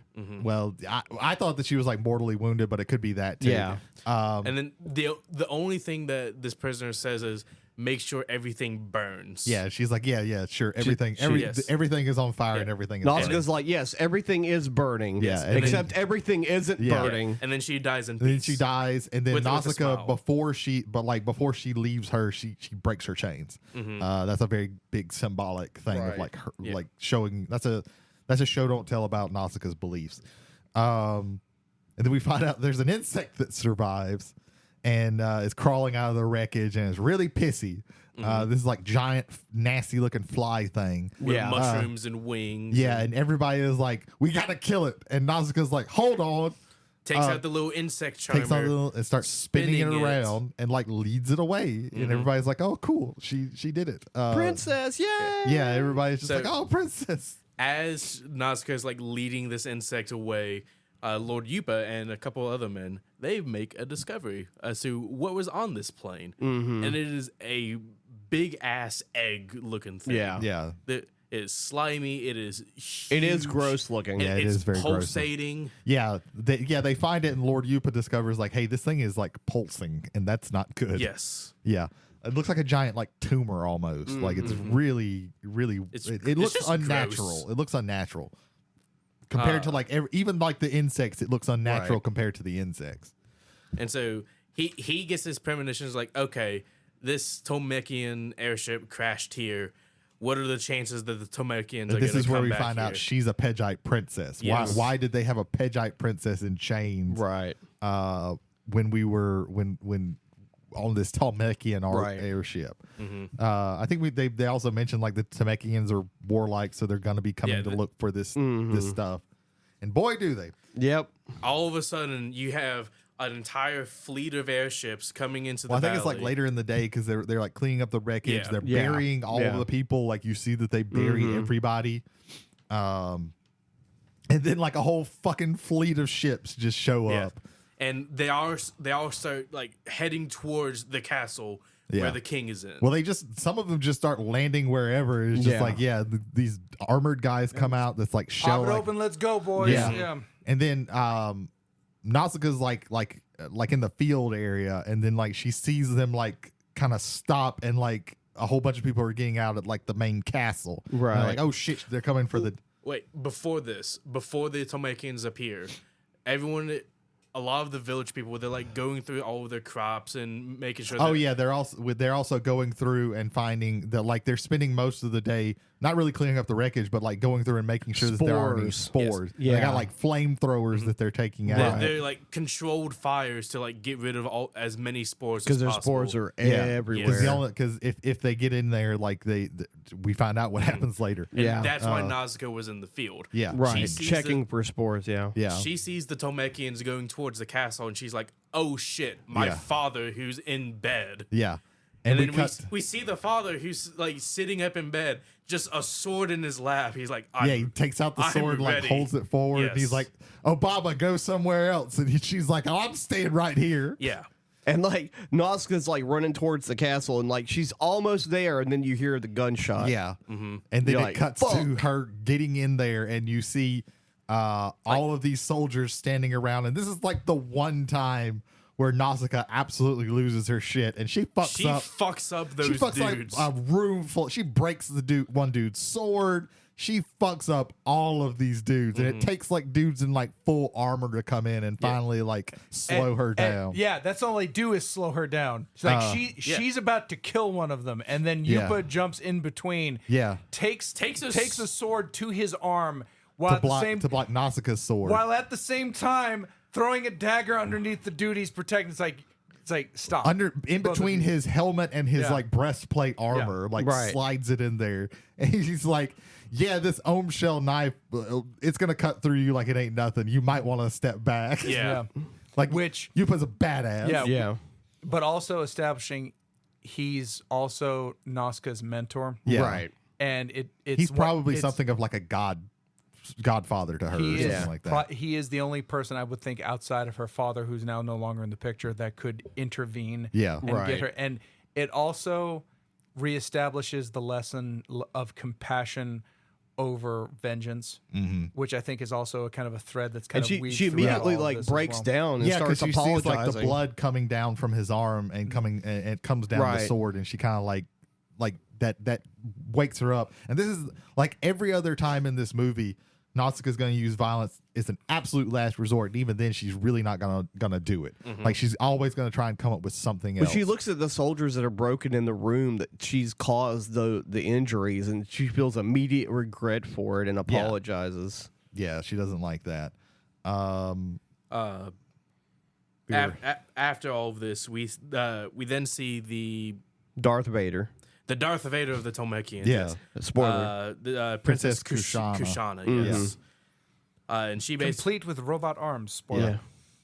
Bitch had the nerve to say in One the name robot of arm. peace. she's like, we come in the name of peace. You assassinated the king, and then you're gonna say in the name of peace. All we want to do It's is like unite. John Wilkes Booth shooting Abraham Lincoln in the name of peace. It's like, motherfucker, what We want to unite all of the villages. Yeah. You fucking killed the king. Side note. There's a really funny, terrible funny, bad, but good bad movie from 1990 called "I Come in Peace." An alien shows up to Earth, and They don't come in that's peace, all. do they? That's all he says. "I come in peace." He says, "I come in peace," and then he shoots you. That's basically what they did. Yeah. Yeah. They explained that, like, hey, we gotta unite everybody To fight back to the fight jungle. back the jungle, because the jungle's jungle's killing just everybody. slowly encroaching on everybody. Right. And we have a way to burn down the jungle. And then like Obama's like, that's a bad idea. I'm sorry, yeah. It's this point where she reveals, hey, that big ass thing that you found on the plane, that's an embryo to a giant warrior. Yeah. The big ass fire dude that The caused part of the 7 or whatever it was. 7 days of fire. Seven Yeah. days of fire. Like- the machines that cause the 7 Yeah, days of fire. Right. Obama's like, look, every single time that anybody has ever tried to burn down the jungle, the Ohm get really pissed, they wreck everything, and then they fight until they die of Yes. exhaustion, and then a new jungle sprouts from them. You don't. This is a bad idea. She said, Obama says something towards the end of the film that encapsulates this idea. The Ohm's anger reflects that of that which the earth holds. Yeah, so there is kind of an underlying like thing, and it's the idea of Gaia theory. Have y'all ever heard of this? I have none. Gaia theory.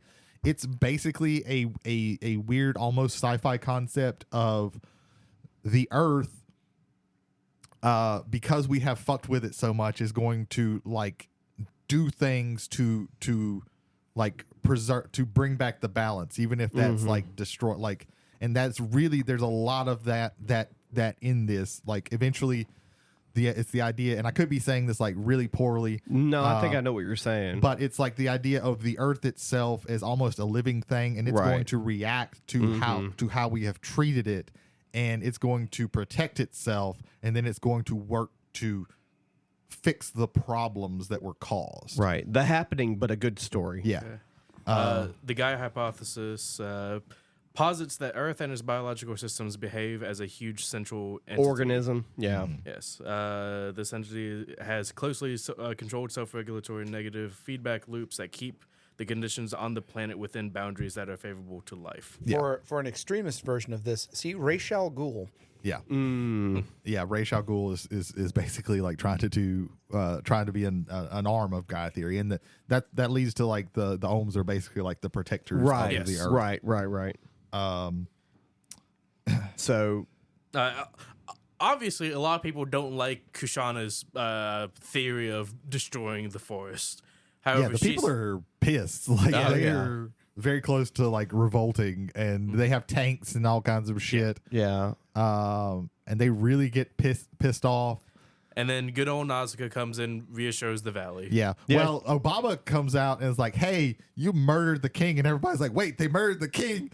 Fuck you! We're gonna fuck up everybody." And Nausicaä's like, "Hey, calm down. We have to do this because they tell him like, hey, we got to take some hostages, Right. and then we got to the princess tells her second in command guy, he's like this smarmy asshole. I call him Captain Dickwad. That's the good name for him. He's also funnily enough a comic relief sometimes. He is kind of, yeah.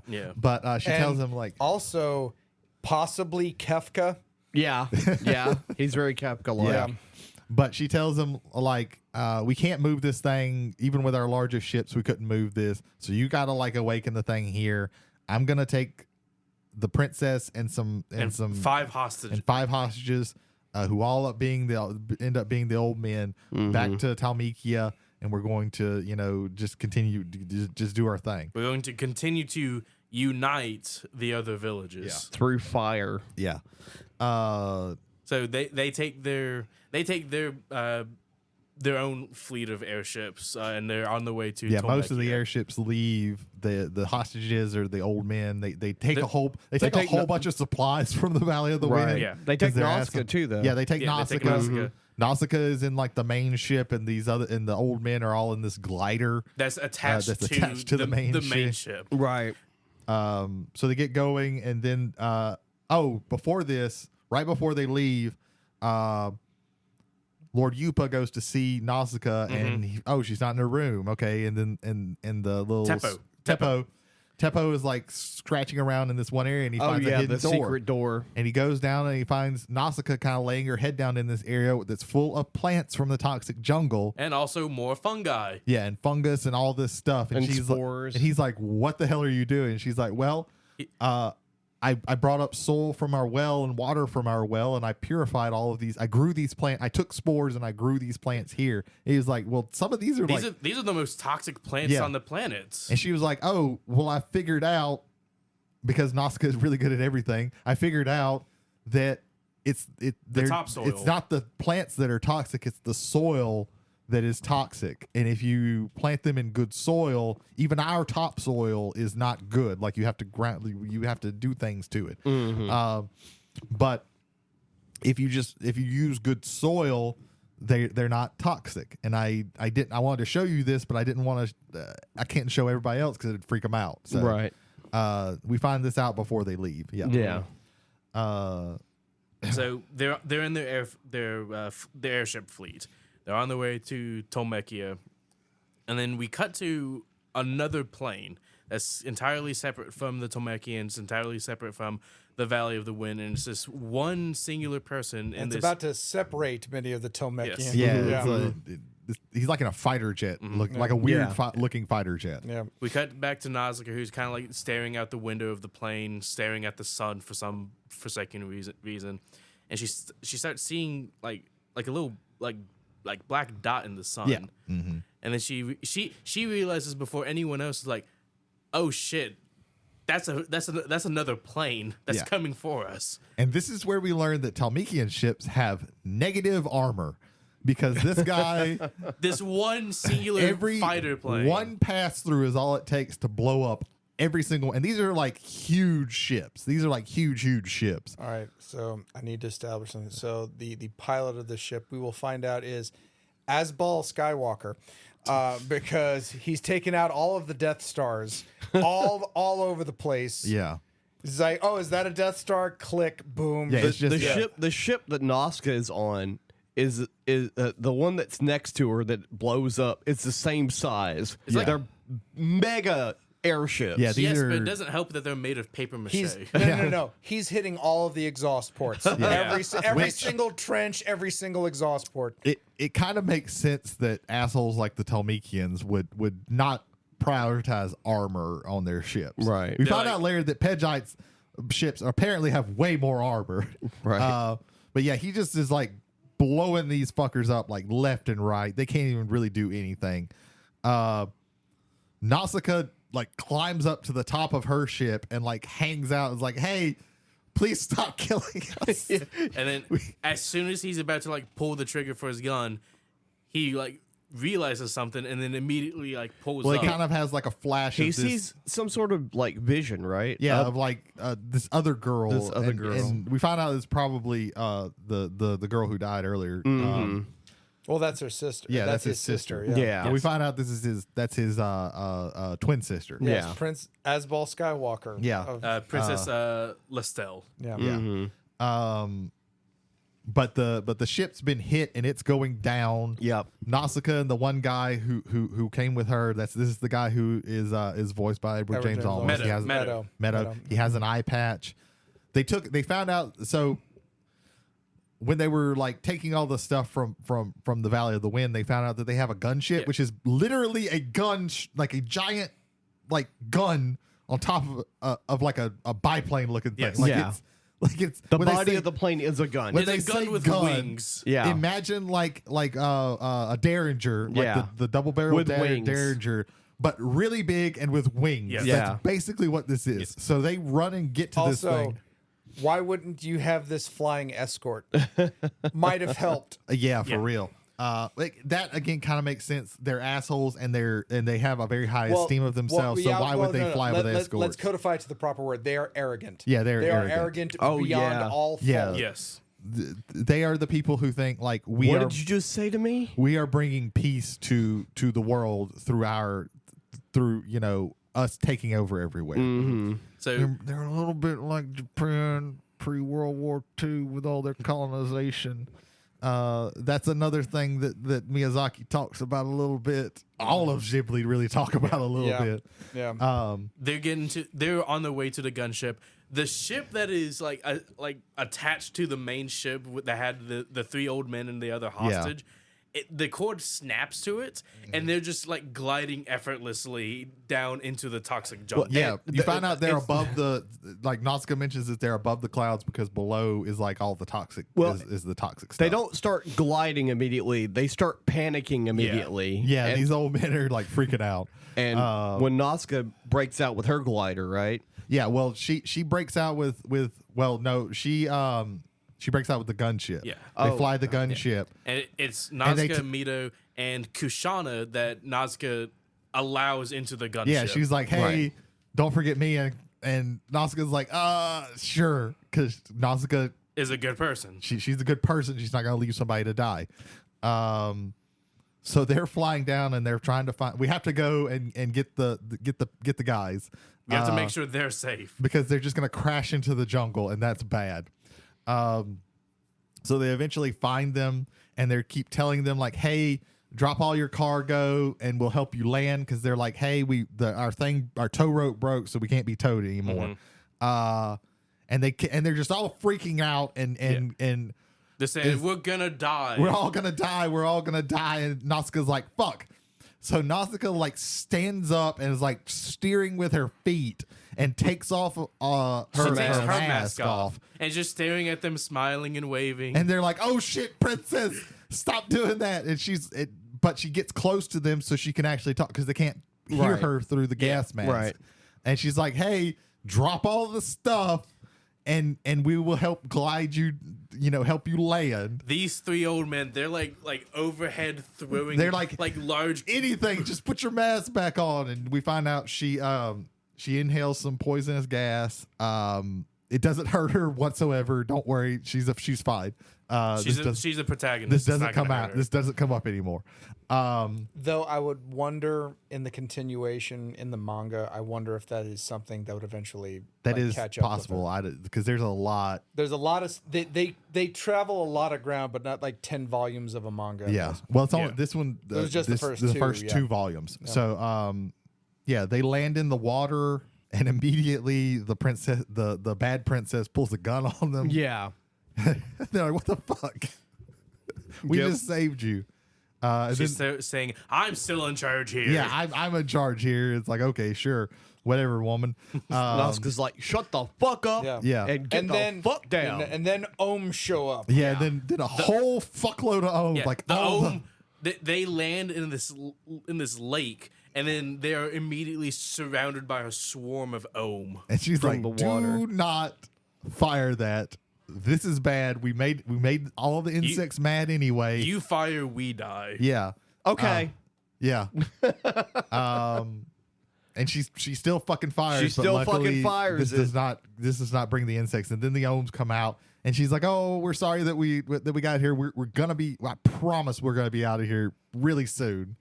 And then we see another weird and disturbing things about the Ohms. They have these little orange little tendrils that that come out, and they're yellow. I would call them golden. They're Yeah, they're very golden. yellow. Yeah.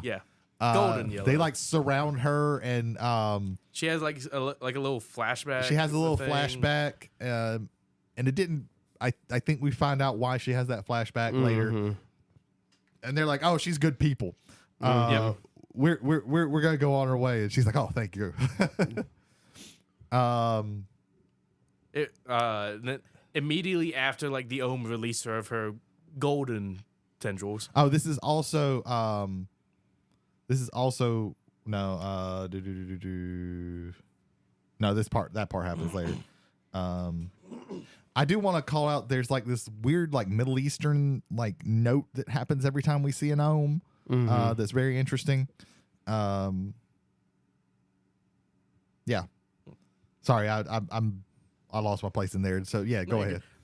We hear gunshots. I want to. You mentioned something. So, Om is often referred to as the prime symbol of Hinduism and is said to be the primordial sound from which the universe was created. That's what it is. It's like an Indian's sitar. Yeah. It's used in meditation and things like that, but it's supposed to be the prime moving sound of the universe. It's basically, if you want it, you could take it this way. It is the sound and or voice of God. Yeah.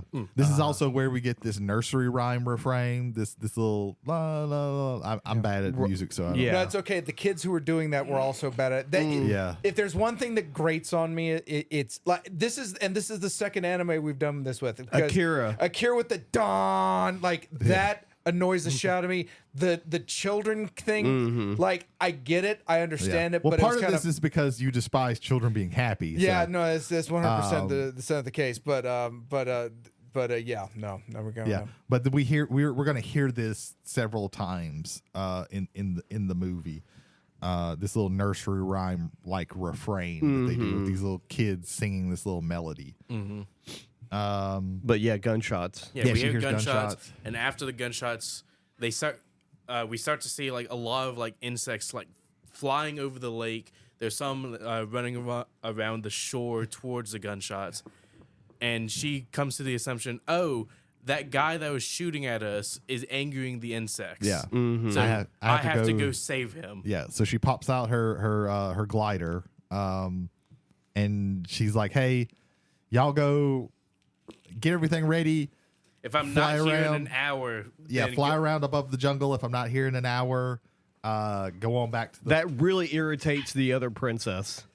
She's Yeah. like, you are not giving me orders. Yeah, that's where she like fires the gun. Actually, is where she's like, Yeah. "Oh no, you're not gonna." And, Right. And Nausicaa's like, "Look, do you want to die? Do you want to do you want to just sit here and die, or do you want to like actually like Follow get out of orders here?" once in your life. Yeah.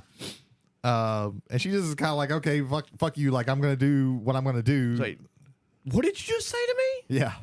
Yeah, there's a lot of like, "What did you just say to me?" Type stuff that happens here. We find she makes it to the kid, and he's like firing a machine gun at all these giant pill bug looking things. I think it's like here where his foot slips and he starts falling down this like little Yeah, cliff. he falls down, and then she catches him. Right as this like giant like centipede with wings is about to like eat him. Chomp on him. Yeah, she catches him. I had something to say about that. Continued talking. That well, actually, I'll just say it now. That character model for that flying bug was, in my opinion, not necessarily copied, but heavily influenced one of the boss monsters from Legend of Zelda: Tears of the Kingdom. Oh, okay. And I'll pull up That doesn't surprise me. I'll pull up the character, but continue talking real quick. Oh, okay. That doesn't fell. surprise me. That is, yeah. So keep going. So yeah, now we have this giant bug chasing after Nausicaä and this Asbel of Pegite. They're like trying to get away from it, and they go above it, but the way it dips down, like its tail comes around and like hits the glider and knocks him down. Yeah. Knocks them down. They're spiraling. Knocks Nausicaa's gas mask off. They end up. They fall in quicksand. Yeah, They fall in sand. Yeah, they fall in Everyone's sand. nightmares have come to fruition. Yeah. Colgera, which is the boss of the wind section of Tears of the Kingdom. Oh shit! Yeah. Yeah, if again, listeners, if you would, Yeah. or passengers listening, Colgera, yeah. from Legend of Zelda: Tears of the Kingdom. Yeah. Yeah, that's very close. That's one of my Definitely. That's one of my favorite boss battles of all time. That one and Dragon Ganon at the end of the game are two of like my favorite boss battles of all time. He sees Nausicaä sinking into the sand, and he's trying to get to her before. He's trying to put her mask He's trying on to put her. her mask on because he Right. has his mask on. But quicksand being quicksand, it swallows everything. It Yeah. swallows both of them and And the swallows glider. Yeah. So- And then we cut to Nausicaa is like laying on the ground. She's kind of out. She has another flashback. This kind of full. Before we get to what happens to them, we then It cuts to. we then go back to the valley. It cuts Yeah. back to the valley. Lord Yupa, he's kind of like hiding from the Tolmekians. Oh yeah, this is where we see that they're no, that's later. This is where he's like, "Hey, I'm gonna head out, but then I'm gonna sneak back in." Yeah. I don't know why he had to leave. Yeah. Like it doesn't make sense, but sure. One of the Tolmekians tell Captain Douche that, hey, we haven't heard anything from Kushana. Oh yeah, he tells them that like the no, this is where it is. Yeah, Yupa's like spying on them when he comes back in. Right. And they're watching. They're checking on the progress of the giant. The giant warrior. And he tells them like, and they tell him like, hey, The ship went down. all the ships went down, not just her ship. All the ships. ships went down. He's like, oh, okay, that's probably fine, right? Yeah. That's good. That's good for me. That's Wait, good that for makes me. me the leader now. Yeah, I'm the leader now. Yeah. Damn, I got to do stuff because he's also like lazy. He's very lazy. It's smarmy. Yeah, it's super like the most smarmy, one of the most smarmy characters that has ever been created. Yeah, we find out this, and then they have this little flashback. We have the of Nausicaa as a child. She's running through a field. Right. We have the nursery rhyme refrain again. We see that her father and her mother are chasing after her, and they get to this tree, and they're like, "Hey, what have you got there?" They're surrounding her. And she's like, "There's nothing here. Go away. Just go away." Nothing. Yeah. And it's a baby Ohm, and she's like, Yeah. "Oh my God, don't hurt it. It's okay. It's fine. Right. Just don't." And they're like, "Oh," and they like take it from her. We cannot live together. Yeah, we cannot live together. Yeah. So like, this is where she gets like the idea of this. I think it's heavily applied with the earlier Ohm meeting. That was the same fucking Ohm. Right. and that's why they let her go, because they were like, oh, this human was nice to me. Right. We're gonna not kill all of you. Right. Yeah, and we've. Ooh, it might be the from the lake, because the tendrils had like the same flashback of like the golden field. That's what I just said. I thought you were referring to the Ohm from the forest. No. My bad. Good Lord. My bad. Continue. The dementia's starting early with this one. It is. Yeah, that's not good. No. We then meet fully. We are fully introduced to Asbel. He's from Pejite. Scrappy young lad. Yeah, he's a scrappy little guy. This is also where we get so something I'm also going to bring up throughout all these movies is Ghibli Food Watch. We're going to talk about the food that's in Ghibli movies because Ghibli movies have some of the most delicious looking food that you will ever see. Not in this movie though. We get Chico nuts that taste like ass apparently. And I'm like, oh man, this is sad because literally like some of the most gorgeous food that you will ever. Spirited Away. Yeah. So- Spirited Away, Yeah. Howl's Moving Castle, like. So for this part, I was cooking dinner, so I wasn't able to watch it, but I could still hear it. So Yeah. Yeah. a lot of the visuals I didn't. Sounds like they're chewing marbles. She eats some Chico nuts that the girls from the village had given her. I'm gonna make a statement right now. I don't want any of you to ever give me Chico nuts. Yeah. That just sounds like boiled peanuts from a really bad gas station. Like, there's a lot of these. You must have picked them for hours. Yeah, they find out that they are underneath the jungle, and that the jungle, these dead trees are like filtering the poison because there's nothing but like sand and water here, and it's all clear. They can be without their masks. They can breathe. Yeah. So they find out like, hey, the jungle is purifying itself. It's just going really slowly. Right. We also hear some stuff about the Pejite side because we've seen the Talmekians and we're like, oh, we know the Talmekians are assholes. So you kind of think, well, the Pejites can't be that bad, They're pretty much almost the same. and you find out that they are pretty much the same. Yeah. And that kind of that's a thing that happens War. a lot in Yeah. Ghibli movies is like Yeah. both sides basically have the same, like they both are not great. Right. Because she tells them like, hey, you're sounding just like the Talmekians, because they're like, hey, we unearthed the warrior. We were going to use it to just protect ourselves from the Talmekians. And she was like, well, that sounds like what the Talmekians are doing, that you're just kind of justifying it. Like, yeah, so we find out that they're kind of all the same. Yeah. So after they get out from underneath the toxic jungle, They're on their way back to Pejite. As they're coming towards it, they start seeing smoke in the distance, like died down fires, and then they see this big ass Ohm that's just like on top of a lot of their buildings. Yeah, as they're going closer, because she's taking him to Pejite, and she tells them like she meets with the old guys and is like, hey, go on back. yeah, go back to the village and let them know I'm okay. Yeah, and that Princess, whatever her name is. yeah, take her and then get them ready because like it's not good. So they go back and then they're going to Pejite and they start seeing like dead insects all over the place. And then they get to Pejite and they kind of like go over a hill and they see like all of these dead Ohms that are just like rampaged through the city. And it's to be believed that Asbel is the last of the Pejites. Yeah. We find out that's not true. Not true at Right. all. As a Pejite ship just like descends Yeah. and makes contact with Yeah. them.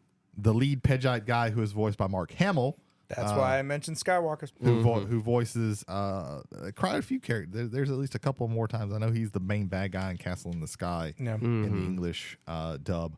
But we find out that Pejite used the Ohms to destroy the city because the Talmekians had taken over. kind of seems like overkill.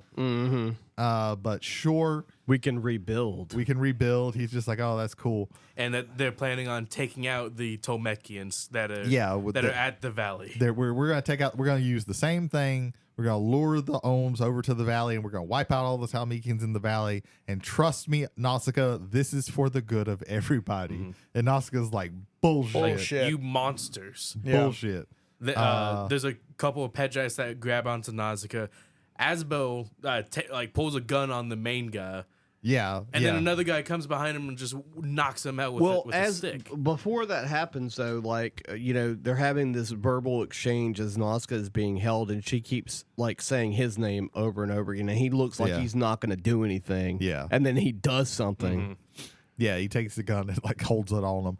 And then they knock him in the back. But she's of the like, head. hey, this is a really bad idea, and please don't kill all my people. But yeah, they knock him out. Imprison her and they him. imprison her. And she tells them again, you're just as bad as the Talmekians. And they're like, no, we're not. And she's like, you definitely are. Then we find out that in the valleys, the spores have actually grown. They're in the forest. They're in the grass. They're in the grass. And they're like, hey, we have to go burn. We have to shit. burn all this shit. And they don't want to give them the weapons. And they're like, give them everything but the guns. So they give them flamethrowers and they go. Yeah, and those aren't weapons. They basically end up they find out every single tree is completely infested with Contaminated, spores. yeah. So they have to burn down the forest, which has protected the valley for so long, for a millennium. Yeah. And they're not happy about that. No, they're not. They basically start a revolt. The old guys steal a tank. Yeah, flash banging the tank and then That just taking shit it was over. great. Yeah. That was some Ewok They shit right almost there. don't steal the tank because they can't figure it out. The one guy. They drive it in reverse on accident. Which It's at this point when I was watching the movie, because I'd seen this, but it's been so long, and I was just like, this movie doesn't stop.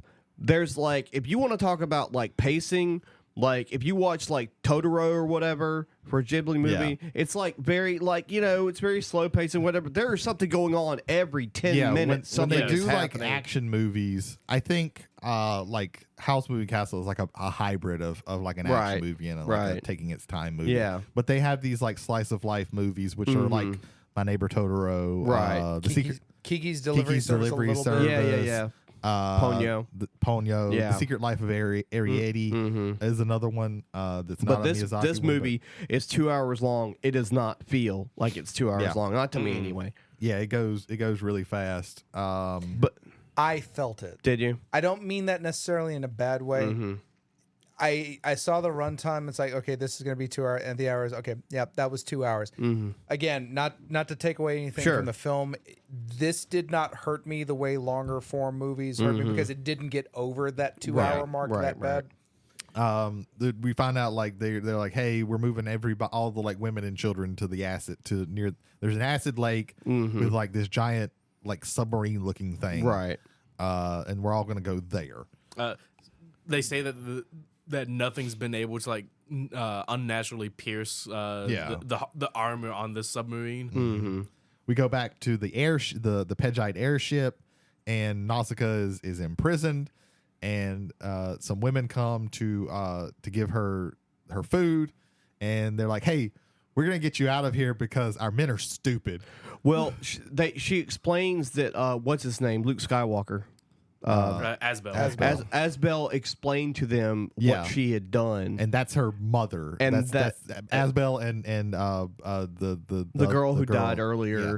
Right. So she's That's her like, mother. we're going to get you out of here. Yeah, We're so- going to switch your Specifically, clothes. that's the queen, Right. because Yeah. she was princess and prince. Yeah, Right. Yeah, the younger girl is there, and they're gonna switch clothes. With Right. her.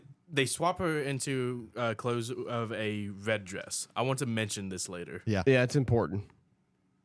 I'm gonna talk. And when that comes up, I'm gonna also discuss that because Yeah. you think one thing and it's actually not. Okay. I can't wait. Yeah. So they They take her to like this under part of the ship where like all the citizens of like all the women and children are here in this hold, and they're very welcoming to Nausicaä. yeah, they're all really nice. Like all the women are nice, all the dudes are apparently assholes. And then you see Asbel in a trap door that's waiting to help her. Yeah, he's like, hey, let me take you to your glider, and we're gonna go. Then Talmekian ships attack, Yeah. and Shit starts blowing up everywhere. yeah. Apparently, Talmekian ships they have a lot of firepower, but they're not super good at aiming. And apparently, Pejite ships have way better armor. Yeah. Than Talmekian ships, Right. Because they are lighting this thing up, but they are just not like taking it out of the sky. They're not affected by it. This scene and the previous one where Asbal was just lighting them up like left and right, it reminded me from Heavy Metal of the bomber scene. The bomber from Heavy scene. Metal, Yeah. where Yeah. these ships are taking so much Yeah, fire. the ships are basically designed. They look a lot like bombers, especially the Talmekian ships. These ships were built without survivorship bias. Yeah, the Talmekians push the Pejites into a cloud, which is apparently really bad.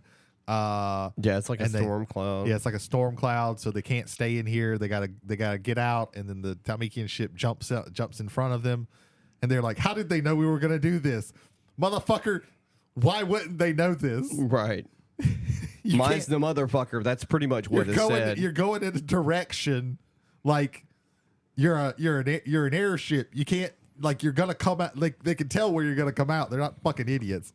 And then they do this little cool maneuver where they like get above it. They and pin push- the Pejite ship between the Tolmekian plane and the cloud. And the cloud. the cloud so Yeah. that they can board it. Yeah. Which is crazy. So now you have all these Tolmekians boarding the Pejite ship.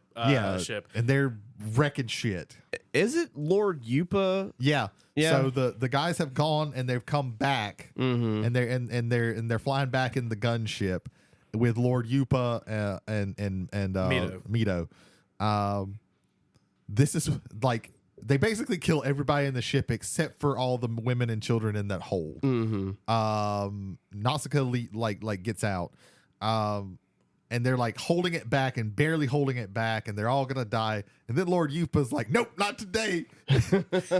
No, and then these idiot motherfuckers go, "That's Lord Yupa. The person who kills him is gonna make a lot of money." And then they all get slaughtered. Whoever kills him will be famous. He like jumps out of the ship and like drop kicks a dude that's like on these stairs. Yeah. And then just starts fucking people up. World-renowned swordsman. Yeah, like the master swordsman. He's called a couple of times. But yeah, he goes ham. he and takes out most of them. Yeah.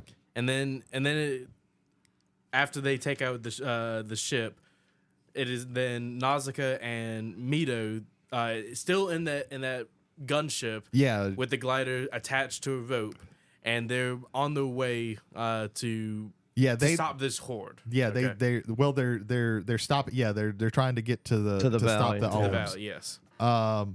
There's a showdown, kind of. There's a standoff at the acid lake with like the Talmekians and all of their tanks and stuff, and all of the Valley of the Wind people are in the like ship thing. And for some reason, the princess is like, "We'll give them another hour. I want to see if the princess makes it back." There's also a really interesting. Oh yeah, at some point when she shows back up, and her dupe is like sidekick guy goes, "Well, that didn't last long." When Yeah. he was when in. they come when we skipped some parts Yeah. because when they come back, like they have her tied up, and Lord Yupa is like, "Hey, I'm gonna let you go if you just promise to leave," and she's like, "I'm not doing that." And and this is where we find out that her arm is not there because she takes it off. She has a robo arm. She has a robo arm because she was attacked by insects, and she says her her husband will find more missing whenever they get married. will find worse. Yeah. And they're like, "Well, I guess we just gotta leave you there." And we find out like her like armored legs have like a boot knife, so she cuts the ropes and she gets back to them. This is where we also like there's a really interesting part where the old like they have the old men because they they were finally able to destroy their tank and capture them, and the old man They're kind hostages of again. they're hostages, and they kind of contrast Nausicaa with her, the two princesses, and how they're different. And the one guy's like, hey, it's crazy that you're a princess, because our princess Is love nothing her, like you. is nothing like you, and we love her to death, and she's like the greatest person that's ever lived. Yeah, they threatened them with like, if you don't like comply, we're going If to you kill don't tell them to surrender, like Right. we're gonna kill you. And, they're and the like, one guy's like, I've got spores probably in me now. Yeah, I'm gonna die. I'm gonna die in a year. I can't, in like a few months, I'm not gonna be able to use He my said, hands. "You see how bad my hands look? Nausicaa doesn't care about my hands looking this Nausicaa way." loves my hands. Right. I have the same illness that overtook her father, yet Yeah. she still right. loves me. Right. Right. And that's when they're like, "Well, fuck. Yeah. These guys aren't gonna do anything." So they just kind of let them go. And Yeah. it's like, they're gonna attack in just a little while. Mostly women and children, mind you, in this ship. we get to a point where like Nausicaa comes across the hot air balloon. Right? Have we gotten to Yeah. that? Not almost. We're almost there. Okay. So Nausicaa and This Mito. is also where the wind dies and everybody Oh starts yeah, everybody losing freaks the their shit. fuck out. Yes. Like the wind's gone. Obama is like, oh my god, this is like literally the worst thing that's ever happened. This is not good. Yeah. We're all gonna. The Earth is against us now. Yeah, the Earth is against us. well, surely now we will die. Yeah, this is also well, I think it's like a scene or two later where the princess says, where the bad princess says that. But yeah, they like Nausicaa is like pushing this ship to its absolute limit. It feels like it's gonna break any second. We're constantly seeing all the little dials and little whatever shit go crazy, and she's just like, no, go faster, we have to make it, Right.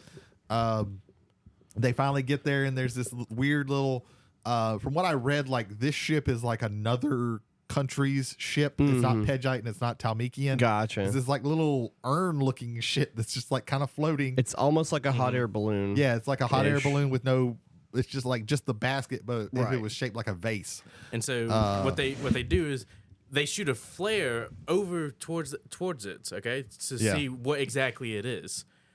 They shoot it, the flare explodes. There's a lot more light, and they see that below this like little urn ship Little baby Ohm. is a baby O. Yeah, they've just like stuck spikes in a little baby ohm, and and it's just being like carrying. airlifted. Yeah, it's little blood is just dripping bleeding everywhere. everywhere. It is. It This is is- like so sad. This is how the Pegites lured the Ohms. Yeah, yeah. So and there's all these. There's like a sea of red eyes, with these ohms going around the acid lake. Yeah. So she finds it. She gets in her Glider. Her glider. She starts flying around the little thing. They start shooting at her. And she's telling them like, "Hey, stop! Don't!" And the younger guy is like, "Maybe we need to listen to her." And the older guy's like, "Nah, fucking shoot her." So she does this like maneuver where she just stands up and just like has her hands like out. arms wide open. And then he sees like the He sees the princess, the other Yeah. princess. Princess Lestel. Yeah. Right. Because she's wearing the same clothes as Lestel when Yeah. she died. And she like jumps and like is flying through the air. She gets shot a couple of times. She gets shot in her foot, shot in her shoulder, or kind of like between her and like her clavicle area or something like that. And she like drop kicks the dude and like Takes over the ship. takes over the ship and like makes it basically crash. They land in like some kind of like sandbar. Yeah, there's like a sandbar with the acid all around them. And she's like crawling and trying to get to the ohm because the ohm's like blood is just like gushing every fucking where. Yeah, it's trying to move, and she's like trying to tell it like if you'll die if you don't stop. Yeah, and then it sees all the little baby ohm sees like all the ohms and is like, "Hey, I'm gonna go over there," but it starts going towards the acid lake. So she like gets in front of it to like push it, and The ends Ohm up, pushes her into the acid. yeah, into the acid lake, into her shot foot, and she like freaks out about that. And then the ohm's like, "Oh, damn, I hurt you. I'm sorry." And it does basically the same thing that Right. the cat squirrel does. where it's like, oh shit, I'm sorry, its little tendrils come out. It looks at her foot, and then she's like, oh well, at least I stopped you, and they're just gonna come over here. They just kind of you see like the red eyes. They're just stopped on the other side of the lake, and then they're just like, well, let's keep going, and then they start no shit. It's about this time that the warrior thing's happening. Yeah, right? she's like, oh yeah, they find out that the Ohms are coming, and the princess is like, hey, start in with the people in the ship, and I'm gonna go, start the warrior up. And the guys and Captain Douchebag is like, hey, he's not ready yet. Spoilers, he's not ready yet. No, he's not ready. And she's like, well, this is the only thing that's gonna destroy the Ohms. Nausicaä like points a fucking gigantic rifle at these dudes to make them like get the thing back to where Saying, like fly us over there. Yeah, They're fly like, us over there. "No." They're like, He was like, "No, that's a suicide mission. we are going in the opposite direction because that's where all the Ohms are." And she's like, well, I'm going to shoot you. Or shoot towards you. Yeah. Well, she would. I think she would eventually shoot her. Mm-hmm. Yeah. This is also her. We noticed that her dress is blue now. Now you would think that this is supposed to be this is like a mistake, and they just kind of did this. But apparently the reasoning behind this is when she was trying to stop the baby Ohm, his blue blood made her dress blue. It's very, very subtle. You wouldn't really notice that. Gotcha. But Okay. the first few times that I watched this, I was like, oh, how did she get a blue dress? Right. Okay, that makes a lot more sense. That makes a lot more sense. It's one of those things that's not explained, but once you like know that it's there, you're like, oh, okay, yeah, that makes sense. Yeah, they the warrior's awake now, but in all of his slimy glory. yeah, but just disgusting, like it's melting. It looked like it had taken a bath in the acid lake. Like we've seen flashbacks of the warriors, and they're like standing tall. They have Right. like these weapons, and they're flaming. They're on fire. They're standing on like two legs, and this thing is like crawling. This thing is like falling apart It's before it falling even apart. So you're like, gets this going. thing is not like working right. However, it shoots out this like laser beam towards the sea of ohms, and completely wrecks a portion. Yeah, of it's it. Yeah, he very kills small. like three of them. Yeah, he kills a few of them, but Yeah. like, With, of course, the obligatory use of the atomic bomb imagery. yeah. That's a bit tongue in cheek, and I apologize. But No, again, no. It's as the only definitely- country to ever suffer that Right. that indignity, Mm-hmm. yeah, to use that as like that thing is the atomic bomb imagery is like in like all of the fire bombings and things like that is like big in Ghibli. Like this is one of the reasons why Miyazaki is like, hey, fuckers, war is bad. Yeah. Let's not do this. and the atomic bomb does nothing. The greatest horror they ever experienced, like as a people, Right. does nothing. Yeah, it does kills a nothing few, to and the these Ohm things. are still coming. It shoots Yeah. twice, and the Ohms are still The second time coming. it shoots, it looks like it's not going to because Yeah, it's falling it barely apart. does, and then it just doesn't. And it just falls apart. It falls apart and almost kills the princess. Yeah. But she gets out of the way, unfortunately. Yeah, and then the Nausicaä just has them set her and the little baby Ohm down in front of all the rampaging Ohms. One thing I saw, like as they're like descending with the ohm, I noticed like the same rope that they used to like carry it. Nausicaä wrapped it underneath the ohm. Yeah, it's not through that- the it's- stakes, but Yeah, it's not carrying. They're not carrying it. cradled Like it was it. very like sad the way that because Yeah. they had like stuck spikes in this thing and then put ropes on it, Mm-hmm. and it was like just barely hanging there. But she like did it in a humane way. Right. Drops them down, and the Ohms like don't see her in time, and they Nope. and they just Well, knock her into the sky. She's sitting there and she sees them coming and she's trying to protect the baby because Yeah. she knows that it's bad things are coming. Yeah. And yeah, they straight up like just knock her right up into the sky. Yeah, they start running. Oh, she in- gets Terry Tated. Yeah. Like, They she gets start- the office linebacker treatment. They start running into the ship. You see them start going up towards the valley, and then they stop. And then all the Ohms have stopped, and then you see like an aerial shot. Yeah. and, like we cut to We cut to the kids and Yupa and Asbel. Baba. yeah, And also Baba. because like she's asking the kids what's going on, and the kids are like, the princess is dead. Yeah. Mm-hmm. And everybody's like lamenting this. But then like the ohms stop, and we see the sea of red eyes slowly start turning blue from one specific spot. Then we get to that spot, and it's all the ohms have turned around, and you see Nausicaä there with the little baby ohm crawling up to her. Then all the ohms with their little tendrils. First, the baby's little tendrils come the out. baby's little tendrils come out, and then all the other ohms come out, and they just kind of wrap her up. They heal her leg.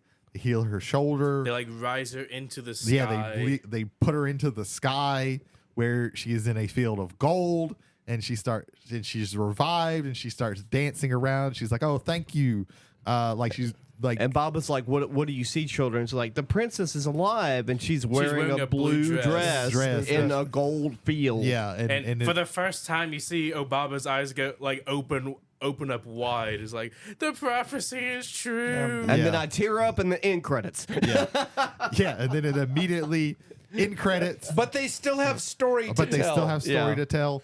Pixar likes to do this, where like the credits are going, and then like you see like basically wrapping up the story. Yeah, the ohms return to the jungle. Talmikia leaves. Everybody celebrates. You see Nausicaä start giving all the kids glider lessons. You see them replanting the forest.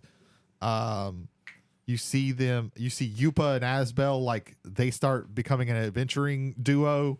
They explore the jungle, and then we close going back to the jungle where Nausicaa's area underneath the jungle, and there's like a little like plant, and there's Nausicaa's hat that she wore, and there's a little plant growing. So it's like so it's just like, oh, hope, right? Know, things are getting better because like before, like everything down in there was dead. Mm-hmm. So something living is growing, so things might be getting better quicker than we thought.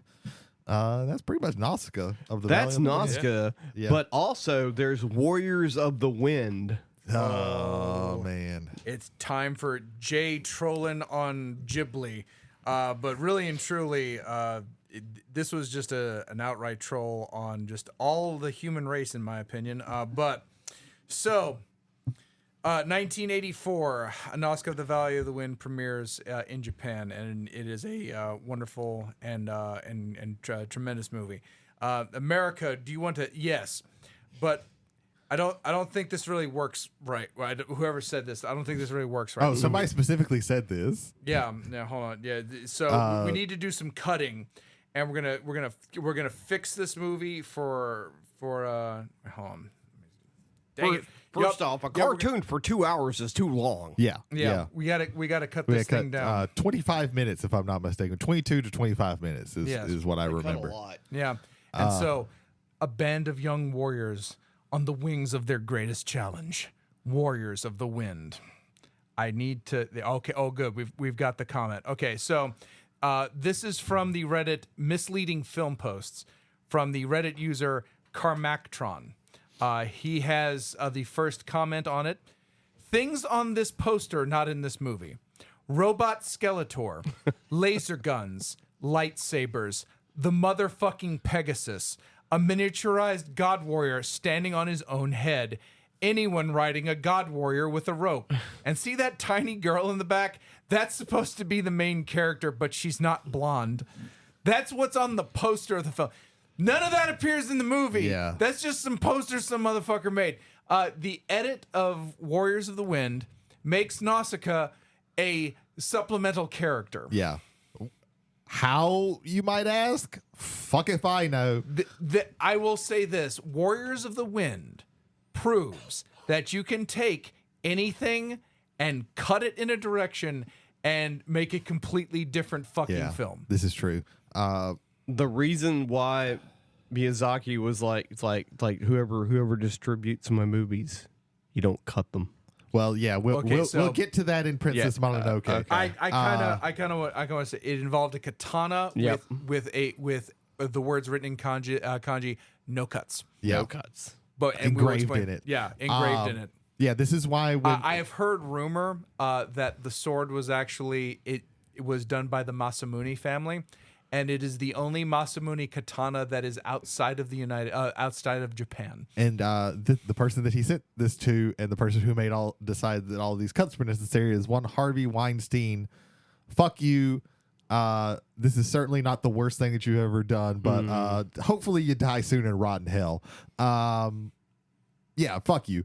Yeah. This So- is why when Castle in the Sky came out, they were like, no, we're not putting this in America. Yeah. America can't see this because I That's don't why trust we it. went like what, a decade or so before. I think it was one until Mononoke. Mononoke, and they and went, yeah, like they were like, no, fuck you. We're not. No, you're not. You don't get this. When Miyazaki was asked about the road between him and Weinstein about the movie, and it ended up being you got the full movie.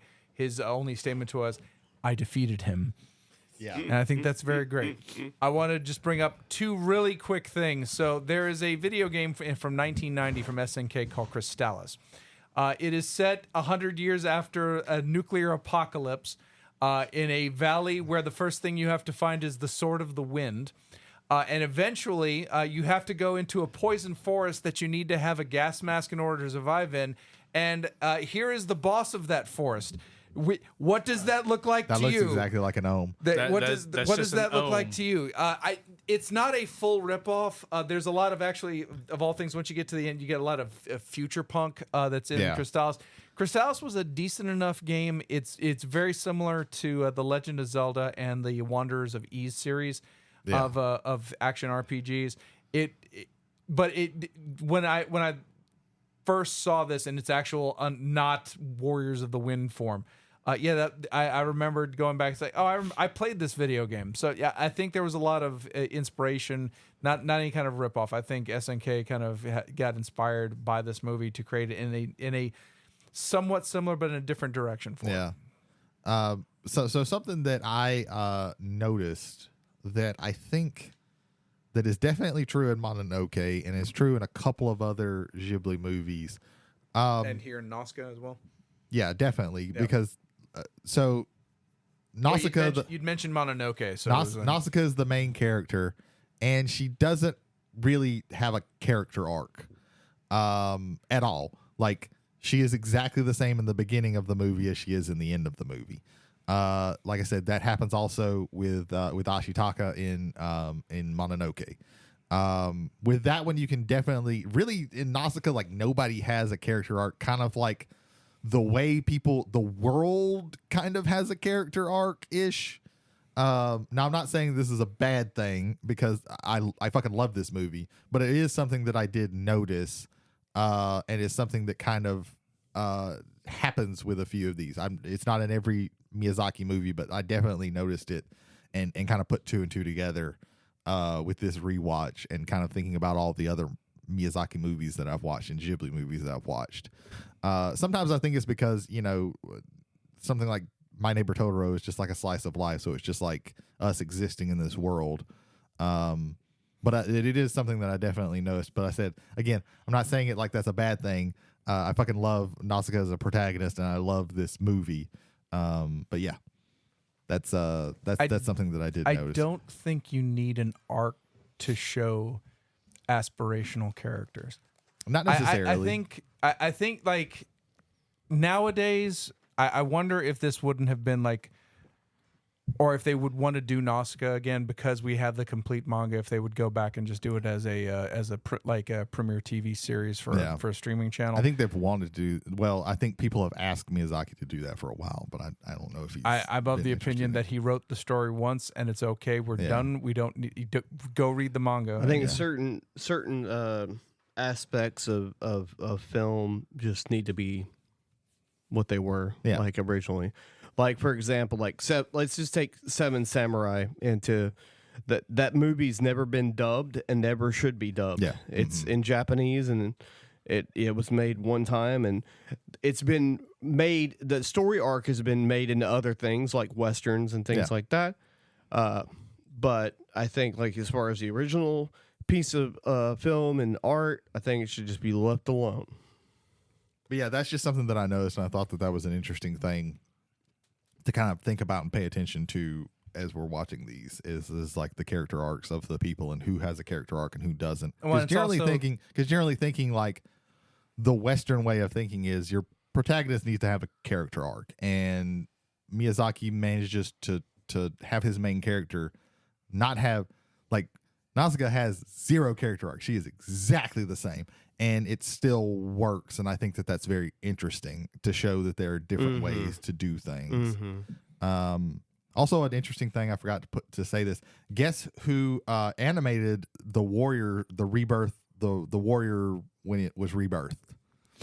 I read this when I was doing the review, or not the review, but doing research for this. I think it was it Anno? It was one Hideki Anno. Hideki Anno. Who also went on to do, this is one of his earlier things that he ever did. He went on to do Neon Genesis Evangelion, found Gainax, do all that stuff. This is one of his earlier jobs, basically, was working doing this. God. And it's another reason why that is so unnatural, because it's a different art style from the entire rest of the movie. Yeah. But yeah, that's it's Nausicaä. yeah, it's a Valley great of the movie. Wind. It's like I said, it's my favorite Ghibli / Miyazaki movie. It's really good. I do love it. It's gorgeous. The score is great. Yeah, Isaichi. Like I want to, because that opening score after that just immediate, like the it starts on a downer. It starts on a dead city, Right. with a lone man wandering through, and you're wondering what the hell's going on.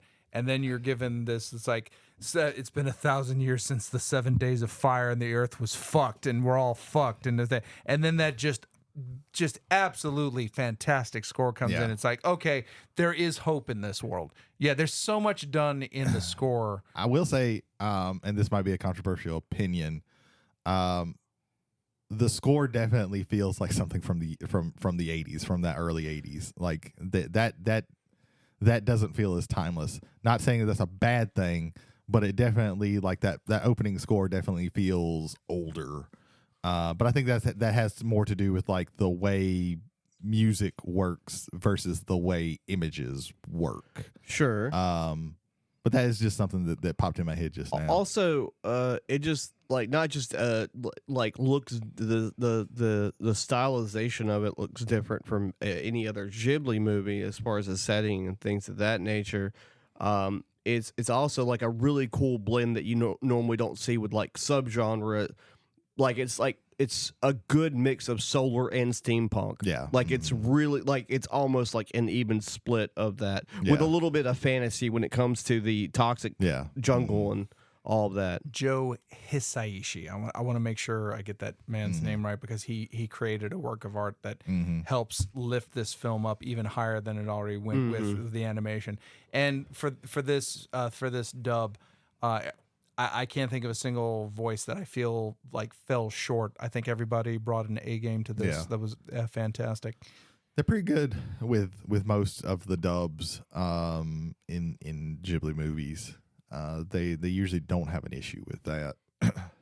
It's usually high quality, and they get well-known people who aren't voice actors, but they usually get a pretty good performance out of them. Right. Like Patrick Stewart, you could hear it was Patrick Stewart. Yeah. But he did Unless a great. you're Ethan. He did a great job as Yupa. But like the other voice actors, like I did not know that was Uma Thurman. Yeah. Like she did such a fun. Yeah, she did a really good job, and Fantastic job. I don't think she's ever done much voice work. Period. This might be the only thing, but that's all I got for Nausicaä of the Valley. Yeah, it's an amazing movie. And you should check it out. Yeah. With that being said, let's go into the friends of the podcast. We're going to start off with Jay Oh, okay. to give someone. Stephen Nelson II and our friend Jared Taylor present to you Bearded Drums. No, that's the name of your show now. That's the way it is now. Bearded Drums. A look at drumming from gear to gigs, along with live performances recorded and presented on YouTube and on all major podcasting channels by one Stephen Nelson II. Again, that is Bearded Drums. Bearded Drums. Jay, that was a good promo. How about you give another one? We're going to go with the completed podcast. Christopher Vega, Brandon Scott Tanner, and Brandon Smith, presenting you news and views in the world of competitive Magic, along with road stories, war stories, and some of the finest interviews with Magic the Gathering pros going today. That is the completed podcast, again, I believe available on all major podcasting networks. Let's go over to Brady. Whiskey and Wrestling. They are a podcast where they talk about wrestling from the week and give their opinions and how things are going. They also have an alcoholic beverage, usually of the whiskey variety, and talk about that in the beginning. Because sometimes, with shit happening in wrestling, you just got to drink before you talk about it. So if any of that sounds interesting, check them out wherever the That podcasts are harvested. was a really good one. Thank you. How It about was another much one? better. It was much better than my promo for this show when I was on Yeah, Whiskey and Wrestling. I heard. Yes. Because I never do a promo for this show. I have two that I know, and that's not one of them. So that's their fault for asking me to do that. Jason Michael, that's on you. Yeah, it's your fault. It's not my fault. Jesus. You said you know another one. How about you give that other one? Fuck, I shouldn't have said that. Silence Your Cell Phones, Jared Hubbard, and the other one, Kevin Sheldon. No, the other one. No, Kevin Macarena Shelton. The other one. Oh man, they have a podcast called Silence Your Cell Phones where you talk about cell phones. Funnily enough, no, they talk about movies. They have a more current bent than us, where they talk about movies that have just came out. They also are on YouTube. And they have a show on there, so check them out, and also wherever podcasts are born. Nice. Like the embryo of one of the tall guardians. Yeah. Yes. Mm-hmm. Jody, how about you plug something? Fearology. Maybe there'll be an episode at some point in the future. Who knows? Nice. Yeah. How about you mention McNo Gaming? McNorb Gaming. There you go. Yeah, that's That it. man is tired. Look at his eyes. Look at We were supposed to leave like 30 minutes ago. Yeah, but then we kept talking about Nausicaä, the Valley of the Wind, because there's so much to talk about. Yeah, that's true. Thankfully, we are just now pulling into the driveway of Jody's house with this bus. We're gonna get him out of here. Ladies and gentlemen, thank you again for listening to us. Join back with us next week as we discuss and review the movie The Tale of the Princess Kaguya, one of Isao Takahata's productions from Studio Ghibli. Yeah, they're not going to be all Miyazaki's. Yeah. Although no one would complain if it was. Yeah, and this is Actually, also didn't we have a complaint about that in the fight that we had? I don't possibly. remember. Yeah, we did talk about that, Yeah. but this is also one that none of us have seen. That's so true. this will be brand new for everybody. A brand new experience. This is the only one that's going to be brand new for everybody. Yes. Yeah. Thank you again for listening to us, everyone. And with that being said, my name is Ethan Skinner. I'm James McCarthy. I'm Brady Davis. Jody Kite. Thank you so much. He just full on he pulled did not the want to talk anymore. full on pulled the. Oh, my wait, hang on, God! there's another one. There we. Jeez, this is rebellion. Okay, well, I guess they're stuck. My brain is hurting me right now. You should pull yours too. Okay, Pull yours too. hang on. Okay. Let me do this. Headphone jack. I am the last.